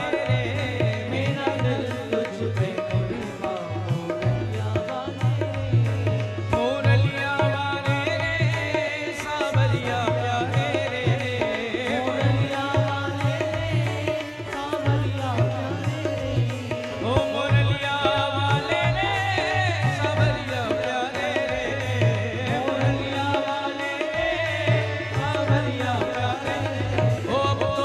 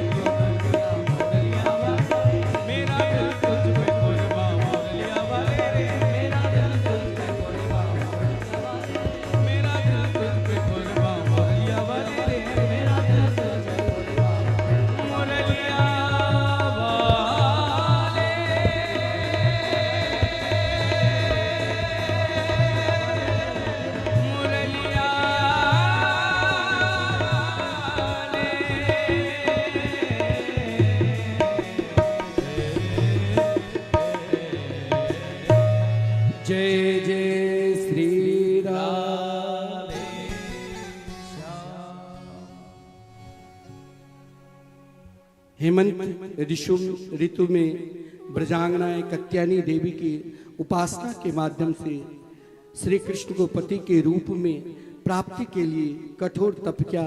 भगवान ने उन गोपियों को वस्त्र इसीलिए चुराए ताकि वस्त्र वासना के प्रतीक है। जब तक वासना है तब तक परमात्मा नहीं। भगवान ने उन गोपियों को भी महाराष्ट्र में आने के आमंत्रण दिया। यज्ञ पत्नी पर भी कृपा की। सज्जनों, आज मैया यशोदा बहुत सुंदर सुंदर व्यंजन बना रहे थे। देखिए, कुछ ऐसा व्रत है जैसे आप अभी छठ मैया के पूजन किए तो बच्चे को नहीं छूने देते हैं, और चौरचन जैसे करते हैं तो बच्चे को नहीं छूने देते हैं। उसी प्रकार आज मैया भी एक बहुत श्रेष्ठ पूजा की तैयारी कर रही थी। सुंदर 56 प्रकार के व्यंजन बना रही थी। कन्हैया गया, ना कन्हैया से सही होकर बात की और ना कुछ बोले। तो कन्हैया ने पूछा, मैया आज कौन सी पूजा है? बोले, जय जी की पूजा। अब हम देवराज इंद्र के पूजन की तैयारी कर रहे थे। इधर श्री कृष्ण ने सोचा, इंद्र तो केवल एक हाथ के साक्षी है और प्रत्यक्ष देव तो हमारे गिरिराज जी है, लेकिन आज मैं स्पष्ट बाबा से पूछूंगा। जब नंद बाबा के पास गए तो नंद बाबा ने क्या कहा? पर्जन्यो भगवान इंद्रो मेघस्तस्यात्ममूर्त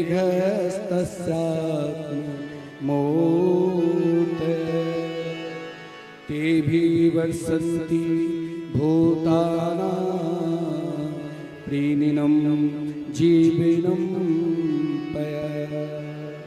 कन्हैया ने नंद बाबा से पूछा, बाबा हम भी आपके घर के एक सदस्य हैं और घर में कोई विशेष उत्सव हो तो सबसे पहले बच्चे ही जान जाते हैं कि आज मैया तैयारी कर रही है विशेष उत्सव।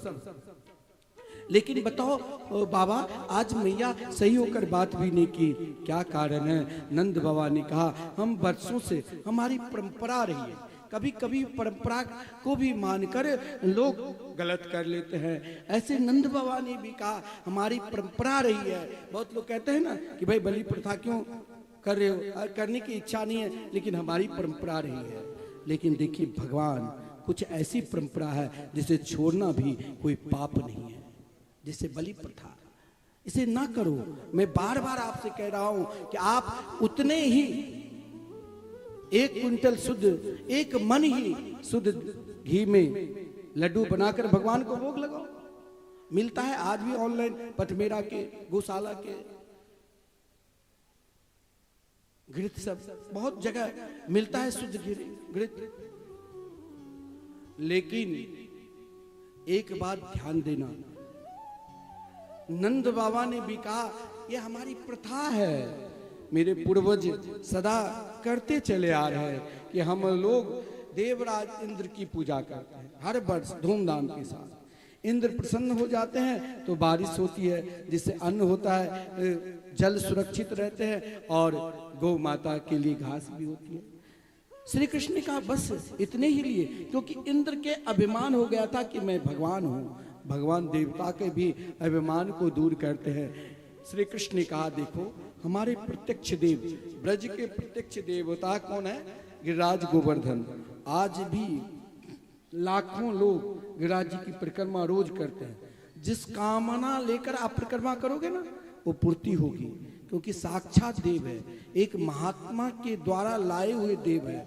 और वो महात्मा जानते थे कि ये देव जहां रहेंगे वहीं पर श्री कृष्ण प्रेम माधुरी के अवतार लेंगे।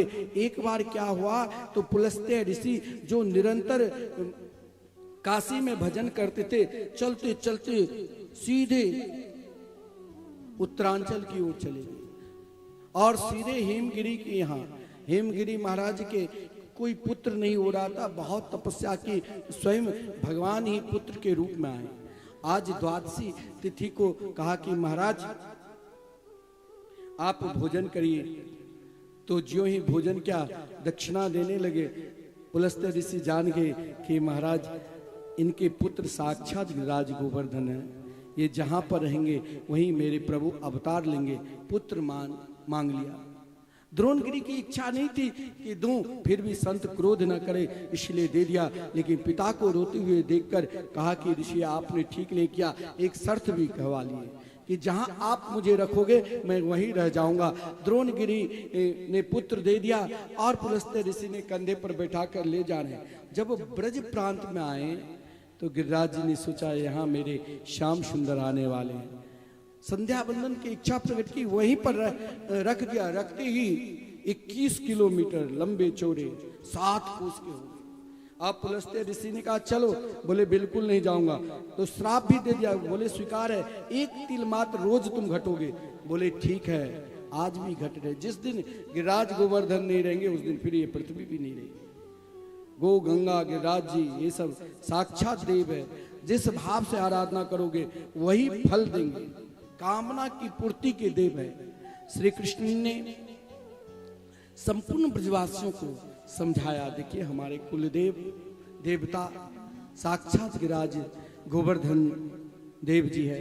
इस बार हम लोग जो भी कुछ बनाएं वही 56 प्रकार के व्यंजन लेकर हम सब गिरिराज जी के पूजन करें। नंद बाबा संकोच में आ गए, लेकिन श्री कृष्ण के समर्थन संपूर्ण ब्रजवासी कर दिया। और जब समर्थन कर दिया तो मधुमंगल ने कहा कि देवराज इंद्र की पूजा पद्धति तो मेरे पास है भी वो पुस्तक, लेकिन इन गिरिराज जी की पूजन कैसे करें। कन्या बोले चिंता मत करो, मैं स्वयं पूजक भी रहूंगा और स्वयं पुजारी भी। एक रूप से पूजक है, एक रूप से पुजारी बनकर जा रहे हैं। संपूर्ण ब्रजवासी बड़े आनंद के साथ नाचते हुए झूमते हुए सब गिरिराज गोवर्धन में पहुंचे और बड़े आनंद के साथ 56 प्रकार के व्यंजन अन्नकूट लगा दिया। चावल, कढ़ी, दाल, जितने भी महाराज व्यंजन बना हुआ था सब मुखारविंद के सामने। और देखिए अब अभिषेक का समय हुआ तो भगवान कितने दयालु है।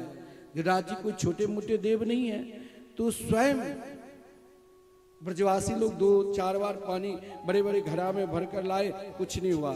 तो सबका अब की बार तो तुम्हारी बात मान लिया, लेकिन बताओ अभिषेक कैसे करेंगे। कन्हैया ने कहा अभी अभिषेक की व्यवस्था करता हूँ। तुरंत मन से ही मानसी गंगा को बुला लिए। बोले मानसी गंगा की जय। संपूर्ण ब्रजवासी बड़े आनंद के साथ आप गिरिराज जी को के परिक्रमा करोगे, दर्शन करोगे तो मानसिक गंगा के दर्शन करना ही पड़ेगा, वहां से करना ही पड़ेगा।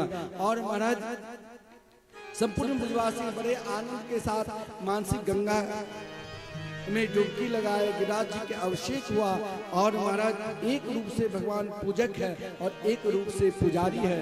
पुजारी के रूप में, पूजक के रूप में गिरिराज जी में समा गए, पुजारी के रूप में उन ब्रजवासियों के साथ पूजन कर रहे हैं। षोडोपचार से पूजन की। और महाराज देखिए गिरिराज पूजन का फल कि यहाँ पर जो भी आए हैं गो की पूजन हुआ, कोई भी भूखे न रहे। और महाराज सब बड़े आनंद के साथ परिक्रमा कर रहे हैं। हम भी परिक्रमा करेंगे और गिरिराज जी के पूजन करेंगे। सुंदर झांकी भी बनाए, उनके भी दर्शन करेंगे। और साथ में सज्जनों देखिए गिरिराज जी पूजन का फल, सब बड़े आनंद के साथ पूजन कर रहे हैं, गा रहे हैं, नाच रहे हैं।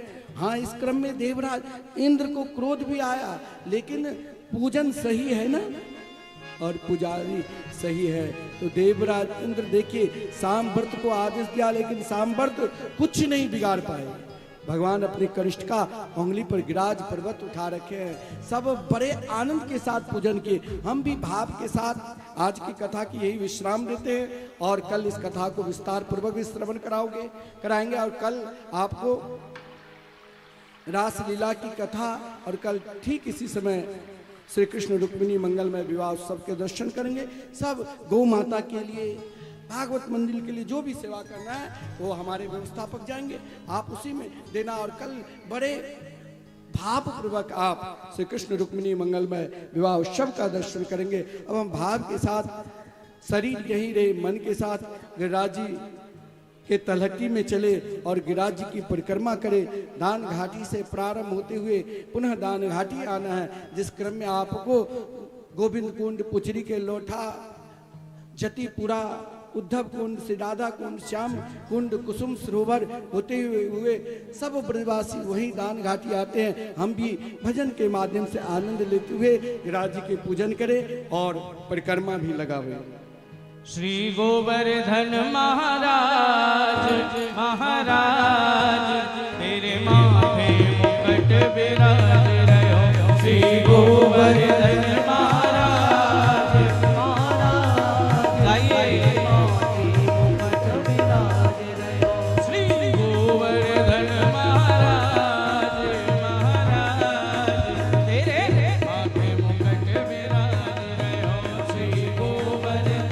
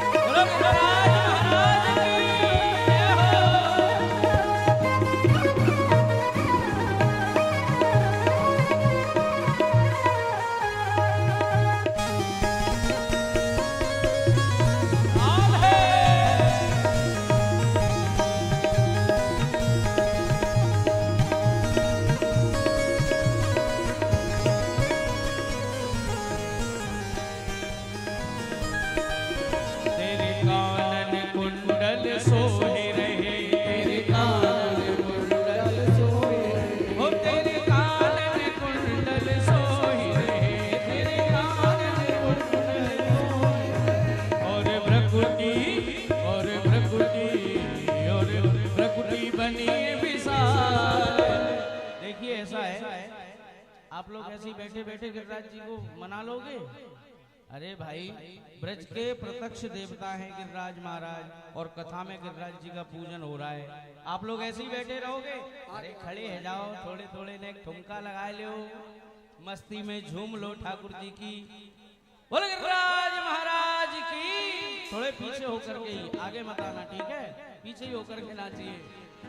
ओ तेरे कानन कुंडल सोहे रहे, तेरे कान में कुंडल सोहे रहे। ओ तेरे कान में कुंडल सोहे रहे, तेरे कान में कुंडल सोहे रहे। ओ तेरी प्रकृति, तेरी प्रकृति, तेरी प्रकृति बनी विशाल, विशाल तेरे माथे मुकुट विराज रहो। श्री गोवर्धन महाराज महाराज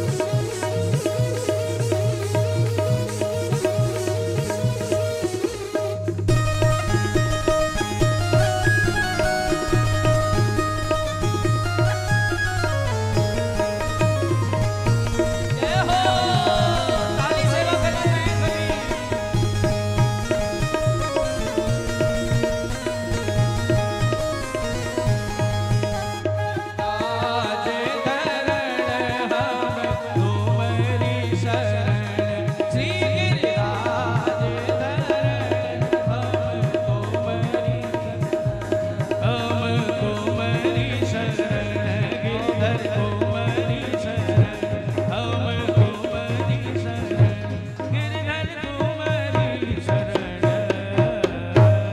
बोल गिरिराज महाराज की जय हो। पूछरी के लोटा की जय हो। मानसी गंगा की जय हो। मान सरोवर की जय हो। बोल मुखार विंद की जय हो। जय जय श्री राधे।